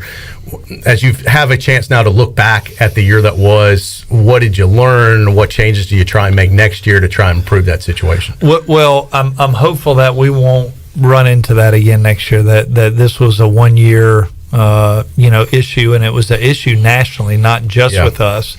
And so we really did at times do a really good job of getting out and getting people to come to help work. I think the Cincinnati game was unique, that it was the Friday after Thanksgiving, which non-traditional day, non-traditional period right after a holiday, it created some challenges, and it's not something that I'm happy with. We can do better, and we will. Is there a chance too to rethink the way things? I had a friend that went to one of the games in the Triangle, and he said they had done it differently. They were facing the same issues as you said. This is not unique to East Carolina, but they had kind of gone almost self-service style, like you might see in a convenience store or the airport, where they have it ready. You grab it and then you just pay for it at the register, and they have the popcorn already out. They already have the drinks already out, and you just kind of grab it, go. And he said he saw 70 people roll through like in no time. I think we've got to reinvent that, knowing what we know. So we're open to doing things like that. Yeah, might be a good thing to check. We were talking about money with Coach Houston, the assistants. That's a big part of it. Where a lot of fans are asking questions is that's not a part of this deal, but that is, I guess, the next thing you're working on. Yeah, when we talked to Mike about an extension and kind of where we wanted to go, we knew that the assistants would be a part of that, and so we've got to better fund our assistants. If you look at where Mike and the assistants are in the pecking order of the AAC, they were at the bottom, and so I do feel we're tied for third in our league, in the league standings. It's time to make a commitment to them as well. And you've had a lot of stability here as AD. That I think you've been fortunate that. Since you've been here now, what year is this? This will be year 3 for you too. I just finished December 1 was year 3, so you're going into year 4. Now. You and Coach Houston basically came on the same day, right? Well, I signed a MOU on a Saturday, and then I went and hired him on Sunday. Yeah. So we're one day apart. But you've been fortunate that you've had the same. When I talk about the big 3 sports, football, basketball, baseball, those have been consistent for you. They have. Since you've been here. Yeah. And all those guys seem to be doing, I think, a great job. Yeah. We're fortunate. The more stability you have, the better off you are. If you keep turning over, it does create some challenges. Jon Gilbert joining us. John, I have a question about, with the college football, and they almost have separated themselves from the NCAA in ways with the bowl games and stuff. So when it comes to college football expansion and expanding the playoffs, how much input does an AD have, and do you have a line to Oresco, and he has how much input do you have in this kind of stuff? It really is more the commissioners that are talking about it. Now, we do have AD calls with the commissioner to talk through it. It's going to be interesting how it plays out. I think the biggest thing is making sure the group of 5 schools have access to the championship. And right now, if you look at college basketball, the Gonzagas of the world, they have a pathway, or the East Carolinas or a UNC Greensboro, a random school, they have a pathway to get there. Yeah. When you look at the college football playoff, and knock on wood, hopefully Cincinnati will be the first one to break through. But up until this time, there has not been a pathway. And if you look up at the makeup of the committee, there's one group of 5 person on the committee. It's tough to argue it's a championship when not everyone has access to. Well, I heard the phrase, it's not a playoff, it's an invitational, and I love that. It is, and the hardest thing for group of 5 schools, and look, I did it when I was at a Power 5 school. I wanted to be mindful of who we're scheduling. You're already playing a tough league or conference games, and then you go and add certain teams who are really good in the group of 5, and you're going, man, I don't want to play those guys. And so what happens is you get a Central Florida on a run, or a Cincinnati on a run, or a Houston on a run, and the argument is they didn't play anybody, their strength of schedule is not good. Well, no kidding, it's not good. It's not good because all these teams don't want to play them. Yeah. And if they do, it's come play us at our place only, where we have the home field advantage, and it's almost impossible to win.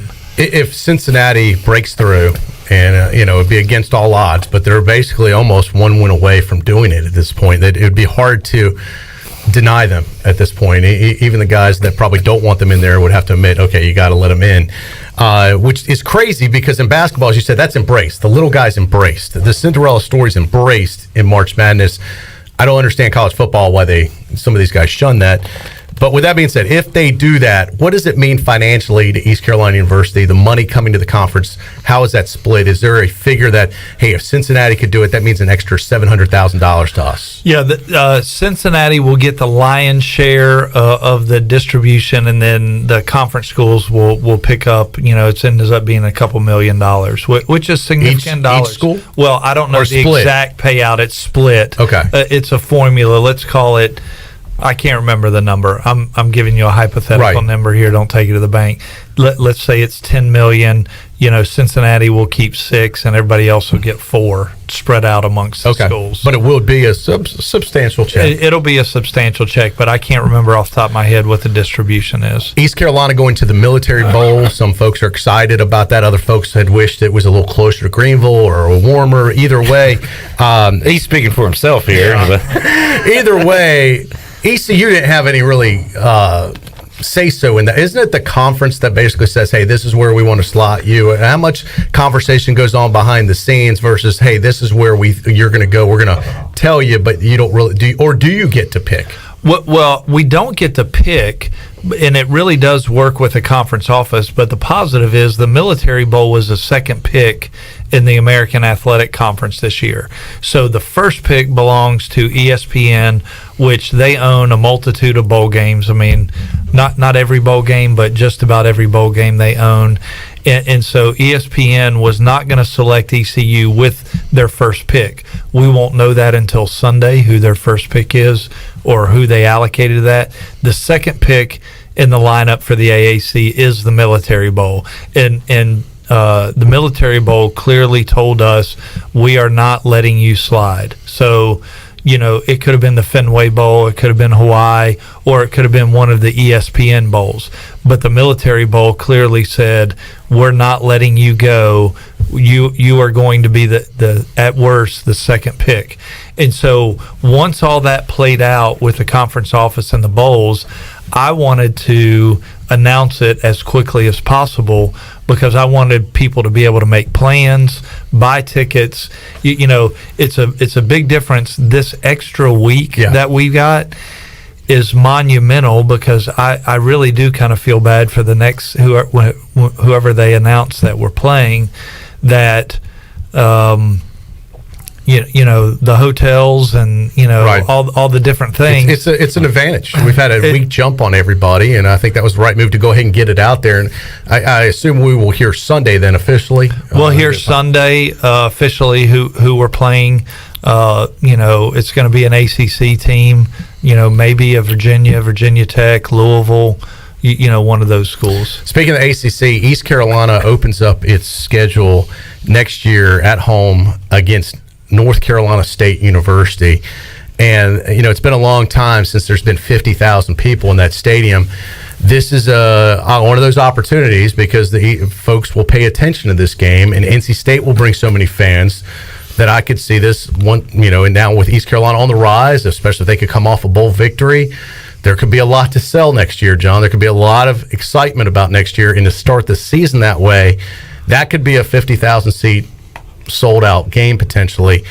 What about scheduling those guys going in the future? I know there's some stuff already on here that you've inherited, but I haven't heard anything about future dates with State and Carolina, which sell out the stadium, those games are so important. And I want to hear from fans, I don't care about them. Those are money games for this program. Those are games that get the media talking. Those are so important. But where are we with negotiations with those two schools going in the future? Because it seems like once these games are out, we're non-existent with them. Well, I know that we have NC State through 28. Carolina we do not have on the schedule. There's not a open date for them until the late 2000s. I have no update to give you on as it relates to Carolina. Is there any communication you have with their department that you try to? I think it is. They're full at this time and not adding games. Certainly, it's a game that is important to us. NC State has been a good partner. they're on the schedule the next couple years. I think we're next year, and then we play them again in 25 and 28. So Wake Forest is on the schedule, but it's clearly important to get those teams on the schedule in the future. Who do you like to see, other than if you can't get it done with those guys? Who would you like to schedule as far as non-conference? Well, we're pretty full non-conference to 2028, so we need to add a game, I think, in 24, an FCS team. When Charlotte moves to the conference schedule, we'll need to add a FCS team in there, because as the schedule stood, again, I don't have it right in front of me, but I'm pretty close. We had no FCS opponent that year, and so we'll pick up an FCS type opponent. I like regional games that our fans can drive to. So I think Carolinas, Virginia, South Carolina, Tennessee. If we stay in that region where people can come, it's a big deal. Just real quick, that 2024. So you got at Old Dominion, Appalachian State, BYU, and at Charlotte. So the at Charlotte just gets bumped for another game, and you might see them in conference play. And what year was that? 2024. Okay, so that 24, we're also talking about moving the BYU game a year back to 25. So not finalized yet, but looking at that as well. So, as you mentioned, for the next 8 years, a lot of non-conference is just about full. It's full. How far out then do you, how far out do the schedules have to go? Like, are you working, we need to start on, 2030.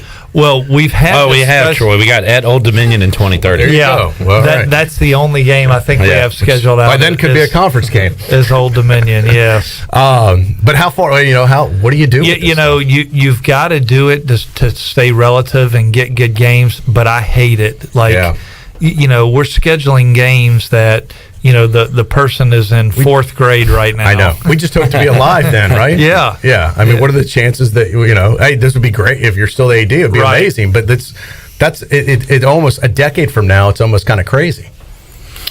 Yeah. The last one is actually 2031 with Old Dominion here at home. So when I talk to ODU, and that game makes a lot of sense. It's close. It's a regional game that our fans can drive to. It's 2 hours away. That's not a bad game for us. When it looks to scheduling. Love seeing Boise State on the schedule as well. West Virginia, Wake Forest. So some good teams. I like Michigan's next year, right? Two years. 2 years. All right, I got 2 years to prepare for Michigan, which is 2023. All right. So that's a house divided game for me. My sister graduated from Michigan. Yeah. So it'll be a fun trip. Yeah, it'll be awesome. You had a question? I'm done with my questions. All right. I'll turn it over to the jury. John, thank you for joining us today. Appreciate it. Is that it? Good stuff. We haven't seen you in a while, man. It's good to. Well, I mean, at least on the air. Well, I'll come back anytime you ask. Great to have you with us. Appreciate your open communication as always, and congratulations on your day-to-day. I know this was a big day for you guys and be able to put this behind you. So you came in at the same time with Coach Houston. Someone asked you this at the press conference. What type of deal are you on? Currently? I've got 2 years left. Again, I've talked to the chancellor about, or he's talked to me about where we are and where we want to go, and I'm committed to ECU and being here, and I really don't worry about things like that. Like, it'll come. The university and the chancellor have been exceptional to our athletic department and to me personally. So I feel really good about being here, happy to be here, and want to continue to work hard to move the Pirates forward. John, sounds good. Thanks for your time again. Great seeing you. Jon Gilbert, East Carolina Athletic Director. We'll see you in Annapolis. Go Pirates. Hopefully, maybe seeing Minji Saturday. Basketball's playing good. Yeah. Doubleheader. Yes, sir. Women at 12 and men at 3. And they are both undefeated at home this year. So we'll keep that going this weekend. That'd be great. All right. Tell you what. Let's go. Troy. Do you want to wait? No, I don't want to wait. You want to do it right now? I want to do it right now. All right. We don't have time to wait. Let's do it now, Clip. I should have brought in the bell to bang. Look, this is your show. This is your baby. Do whatever you want. This is all you. I'll do it next time. Let's open it up. The holiday treasure chest is open for business. What are we doing? Caller who, Shirley? 12. Caller 12, 317-1250, 252-317-1250. The phone lines are open now. If you're listening to us in our live edition in the 5 o'clock hour, if you're listening to us on our encore podcast, please don't call. But if you're listening to us live, your chance to win right now, we've got unbelievable prizes. We'll take caller 12. We'll get you live on the air with us. We'll find out what your prize is. 317-1250 Treasure Chest is open for business.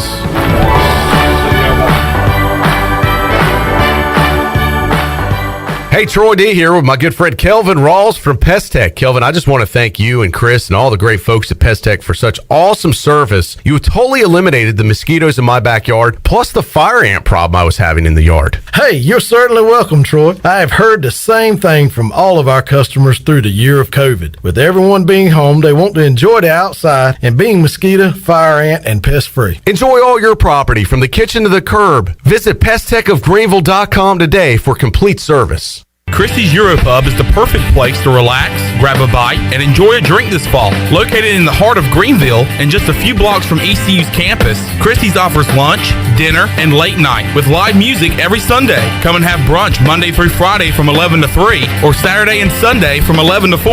Scratch cooking takes time, so relax and enjoy a pint at Christie's Europub today. For the latest information, check them out on Facebook, Twitter, and Instagram or visit them online at christieseuropub.com. Be sure to check out David Price Construction for all of your commercial or custom residential renovation and building needs. Run by ECU alumni, David Price Construction specializes in commercial projects, maintenance on facilities, and large-scale residential renovations and additions. Proud to be voted the Remodeler of the Year by the Home Builders Association of Raleigh-Wake County in 2018 and Best Business Commercial Remodel Project winner for 2020. David Price Construction, the proud ECU Home Services partner. Blue 42! Blue 42! Unlike football, life doesn't take a timeout, and anything can happen at any time. Unfortunately, anything isn't always a good thing. You need auto and life coverage, and agents. There for you 24 hours a day, 7 days a week. You need North Carolina Farm Bureau insurance. Timeout? Not even in our vocabulary. Pirate fans, call Carlton Venters or Brandon Manning at 756-3007. North Carolina Farm Bureau Mutual Insurance Company. Farm Bureau Insurance of North Carolina, Inc. Southern Farm Bureau Life Insurance Company, Jackson, Mississippi. An independent licensee of the Blue Cross and Blue Shield Association.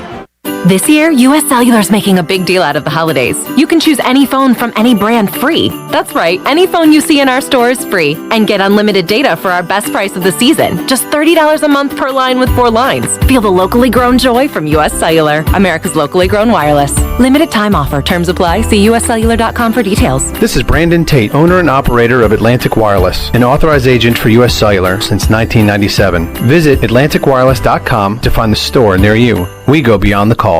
This is John Gavigan with the Gavigan Agency. Our top priority is doing what is best for our members. Whether you are buying a new vehicle, a new home, protecting your family with life insurance, or filing a claim, our agency will be there every step of the way. Our goal is to become a trusted advisor for you and your family for all of your personal and commercial insurance needs. Give us a call in Greenville at 756-1400 for a car, home, business, or life insurance quote today, and give us the opportunity to show you the benefits of doing business with someone who cares. Hi, I'm Annalie Newhoff. And I'm Rob Campbell. And we are with CopyPro. We have been locally owned and operated here in Eastern North Carolina for almost 50 years. CopyPro is the leader in office technology. Does your business struggle with keeping printing costs low or producing professional documents? Here at CopyPro, total customer satisfaction is our #1 priority. We have a variety of solutions to help reduce your printing expenses and make your business more productive. Call us today at 1-800-682-6558 or online at copypro.net. CopyPro, we are the professional office systems people. This is Amanda Houston, and you're listening to Pirate Radio, the voice of the Pirate Nation. Go Pirates!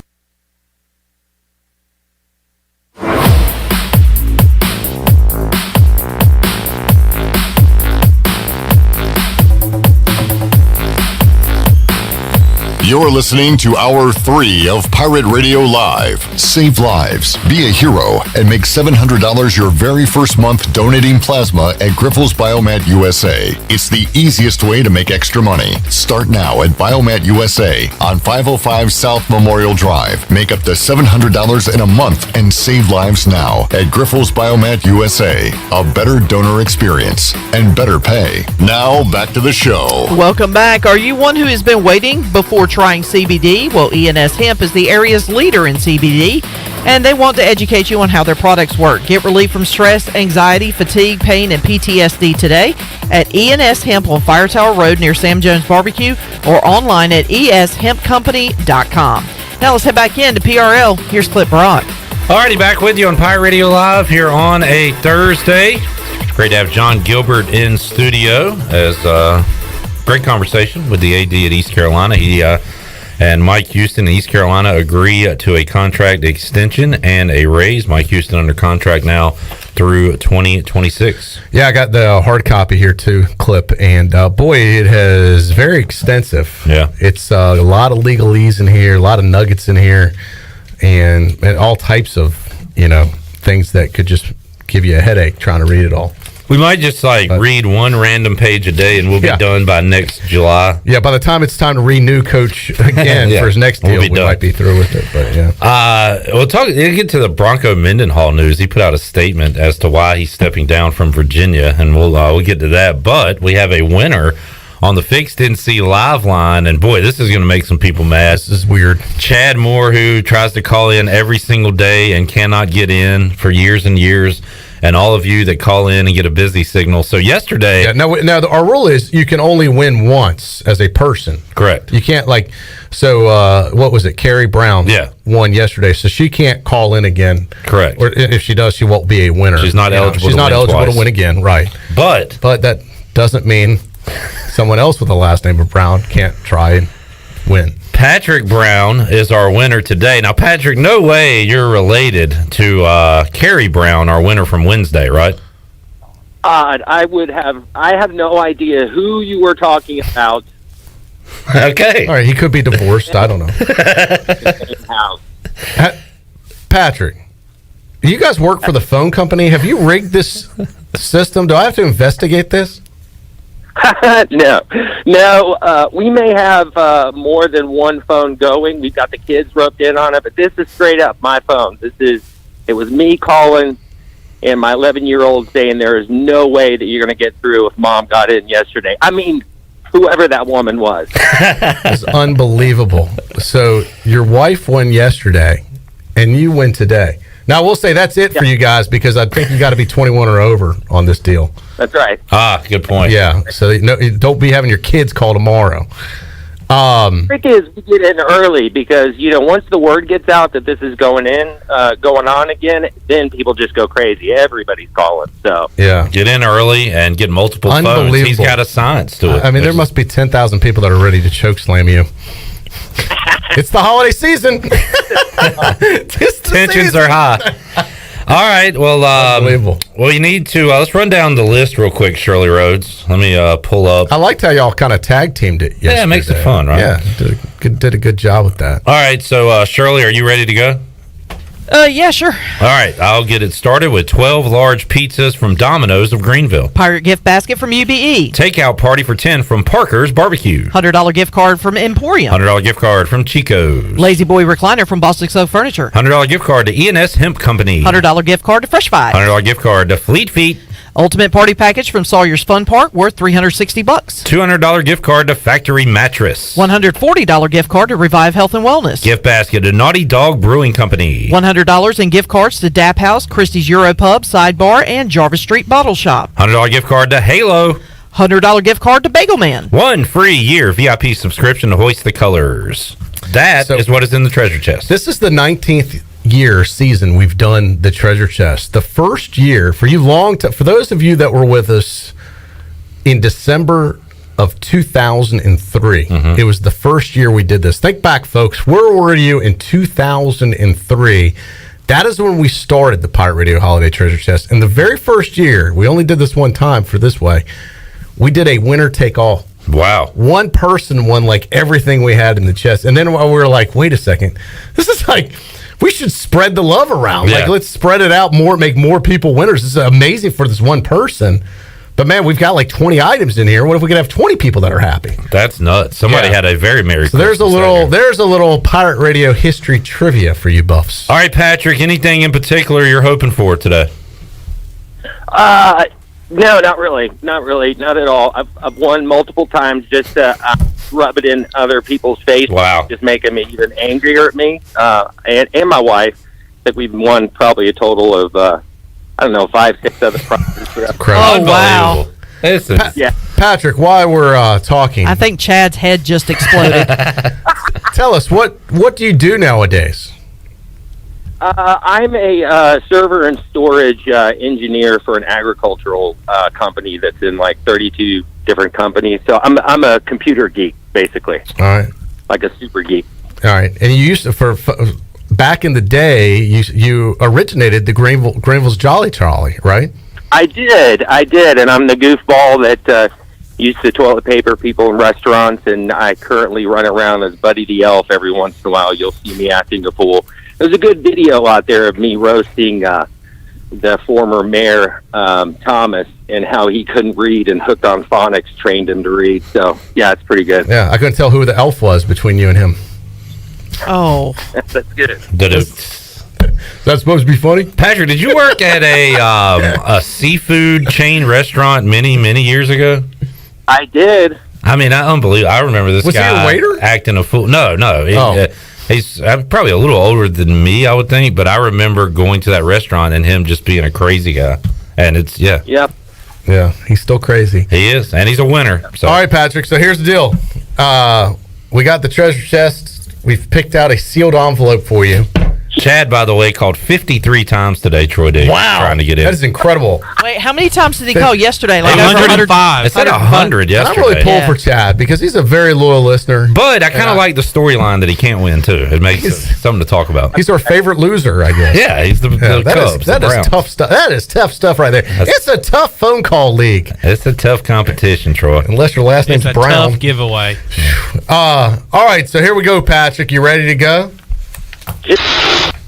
All right. Well, I was waiting. Let's do it. Trying to figure out what you were doing. Patrick Brown.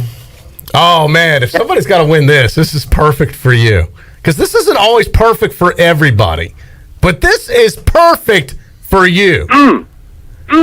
Congratulations. You are the proud new recipient of a free 1-year VIP subscription to hoistthecolors.net. Here we go. $107 value right there. And I know you're a huge Pirate fan, and I know you're kind of cheap, so you're probably not a VIP member already. So this is, am I right? Is this not perfect for you? It's perfect. Perfect. Thank you so much. I'd like to thank Chad for not winning. All right. And don't call us the rest of the year or anyone from your family. That's it for you guys. That's right. Unbelievable. Back-to-back winners. That's awesome. Patrick and his wife. That is unbelievable. Patrick and that Carrie is another Brown. first. I don't Like, I for feel like back to back like happened. that. Oh, back to back. Back to back. Yeah. I'm talking. I feel like we have had a husband-wife duo win before. Yeah. But well, there's been some great moments in this thing. Great moments in Treasure Chest. Remember the bed breaker? Dixon Davis. Yeah. That's how he got the name. Yeah. Remember? Was it Captain Bill that was getting booty every night for the next 3 years? He got the diamond ring that year. Oh, so many great moments. Yeah. Wish we had a montage of all this. All right, Shirley, hit the montage. I want to say we have one somewhere. All right, we'll see if we can dig it up for next time. Cliff next probably knows where to find it. He just probably doesn't remember. Yeah. Once you get on this side of the studio, your brain stops things. working. Steve was asking. I was a lot smarter when I sat there, and then I got in the Troy D. Captain chair, and I don't remember See anything. what happens? Yeah. Steve was asking if that restaurant was named Red Lobster. Well, yeah, I didn't know if we wanted to say it. It's or not. okay. But yeah, I remember him being this wacky guy. That you remember, Dick's restaurant where the waiters like just crap Myrtle on Beach? Myrtle Beach. Yes. He was kind of like thought he worked at Dick's, and nobody else was acting like him. It was really strange. Yeah, is that place still open in Myrtle Beach? Oh, I don't know. It's the most bizarre. Is that the one where they put the hats on you and have the it still exists. It's still there. It's still amazing to me that place has survived. Yeah, that's where we were going to go if we wound up going to the Myrtle Beach. That's where the teams were going to eat, Troy. Are you serious? No, I don't know. We were going to do it live from Dick's Resort. I was waiting for their competitor. We kissed your butt. I was thinking we should do the show from there. All right, we need another break. Let's get a break in. We'll come back. We will get ready to wrap up a Thursday edition. Steve said he put coffee filters in his ears and ran around the restaurant. Yeah, I mean, the guy's nuts. He is nuts. But he's a winner. He's our nut. That's right. That's our dog audience. right there. All right. Our elf. We're back with you after this.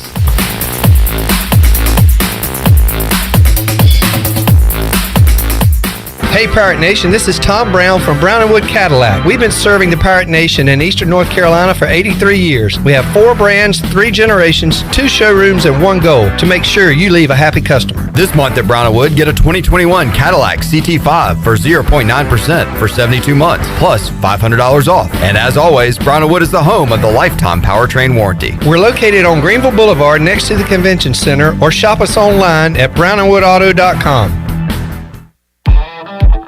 Pirate fans, get ready for a winning season and team up with Quality Equipment, your local John Deere dealer and proud sponsor of the ECU Pirates. When you do business with us, you'll get things done right. We're proud to offer a large selection of new and used John Deere equipment, a fully stocked parts department, and a highly trained staff who is here to support you throughout the life of your equipment. So get quality done right before every ECU game day and visit QualityEquip.com. The Rick House, Eastern North Carolina's premier American-style restaurant and bourbon bar, has great specials throughout the week, like $10 Tuesdays. Get 8 traditional wings and a draft beer for just $10. Wednesday night is date night, 2 salads, an appetizer, a bottle of wine, 2 entrees, and a dessert for just $55. Friday is smokehouse night with the best ribs and brisket around. Saturday is Italian night, featuring all of our made-from-scratch pastas along with 2 glasses of wine. And on Sunday is the legendary brunch from 10 to 2. The Rick House, 710 Red Banks Road beside the bowling alley in Greenville. If you wake up in the morning with a backache, feeling more tired than you did when you went to bed, you probably need a new mattress. And the best place to get that mattress is Factory Mattress. Hi, I'm Kirk Smith, General Manager. For more than 40 years, Factory Mattress has been Greenville and Wilson's local mattress dealer. We guarantee the lowest price on the area's best selection with over 50 models to choose from. No seconds or overruns. Factory Mattress offers only first quality direct from the manufacturer. Sealy Posturepedic, Beauty Rest, Stearns & Foster, and Tempur-Pedic. The most highly trained sales associates with over 60 years of combined experience. Same as cash financing with 0 interest up to 48 months and free local delivery.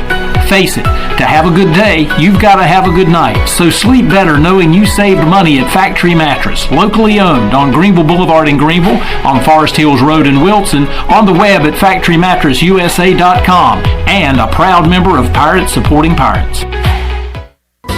Have you ever seen those exotic aquariums like the guys do in Las Vegas on television? You ever thought about having one of these aquariums in your business? It's more affordable than you think. This is Hal Pruitt with RentAFishTank.com. We can make having an aquarium in your business turnkey with no work, cleaning, or hassles for you. RentAFishTank.com creates a relaxing atmosphere and keeps children occupied. RentAFishTank.com already services many dental, pediatric, and doctor offices, plus hospitals and senior living centers. Check us out at RentAFishTank.com. If you live in Eastern North Carolina, chances are you've heard of Riley's Army. Riley's Army started in 2008 and has provided emergency support to over 300 families who have a child with cancer. Join us on Sunday, December 12th at 2 p.m. at the Winterville Parks and Rec campus for the Santa Dash, benefiting kids with cancer and their families right here in our community. Bring a new, unwrapped gift for a Riley's Army family and help us give our families the Christmas they deserve. Register at runtheeast.com or call us at 252-481-4471. We can't do it alone. We need an Army. Tommy's Express Car Wash is the car wash Greenville is talking about. At the corner of Red Banks Road and Greenville Boulevard, this state-of-the-art wash will keep your car looking great. And now Tommy's has just launched its new 2.0 Tommy's Express app. And anyone who downloads the app now will receive 30 free days of washing with their top-of-the-line wash, the Works Wash. Download the Tommy's Express app now by going to your app store or visit them on location, open 7 days a week at the corner of Greenville Boulevard and Red Banks Road. Pirate Radio. And you write that down, because when you're at East Carolina, you go for it every time. Or you don't coach at East Carolina, you don't come to East Carolina, you don't play at East Carolina with a weak heart. Write it! The voice of the Pirate Nation.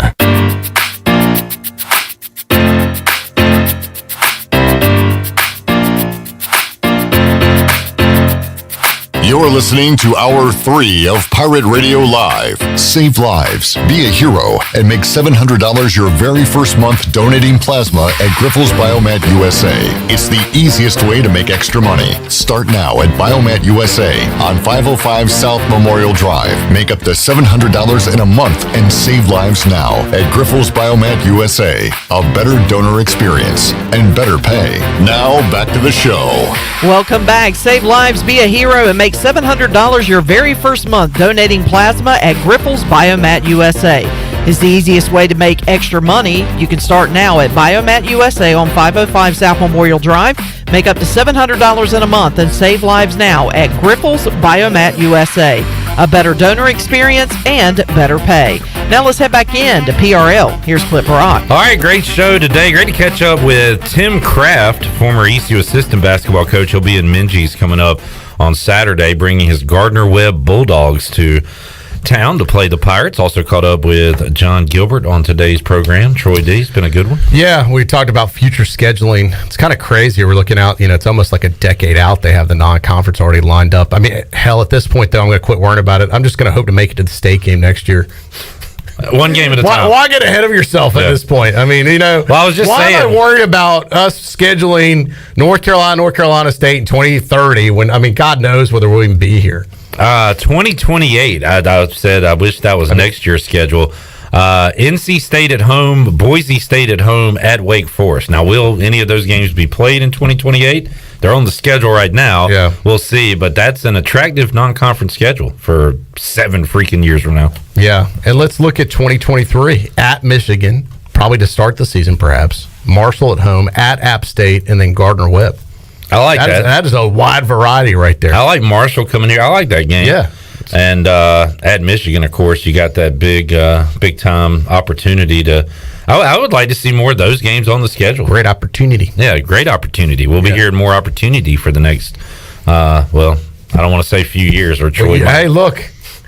I'm just saying, next week, if something happens, you never know. Like Bronco Mendenhall stepping down? Right. Who would have projected that? You never know when an opportunity arrives. I mean, hey, my family loves it here. I love it here. But not saying I don't love other places. I have a great opportunity in Charlottesville. But you know how I feel about Virginia and the mountains up there and the success we had at JMU. Oh, boy. I'm not saying it's going to happen. I'm just saying in this day and age, you never know. Mark this day down as you never know day. Oh, God. Will you stop doing that? And you know what? Troy said it first. Troy said it first. You heard it here first. Right. And because of that, Bronco Mendenhall said, I am done. I mean, that is. I just find it hard to believe that he's turning down that much. There has to be more to the story, I think. He acts like he's going on like a sabbatical. Right. I think maybe that's a neat way to get some stuff off his chest, but I think there's more to it. All right. Maybe he was forced out. Part of it. You heard it here first. You did.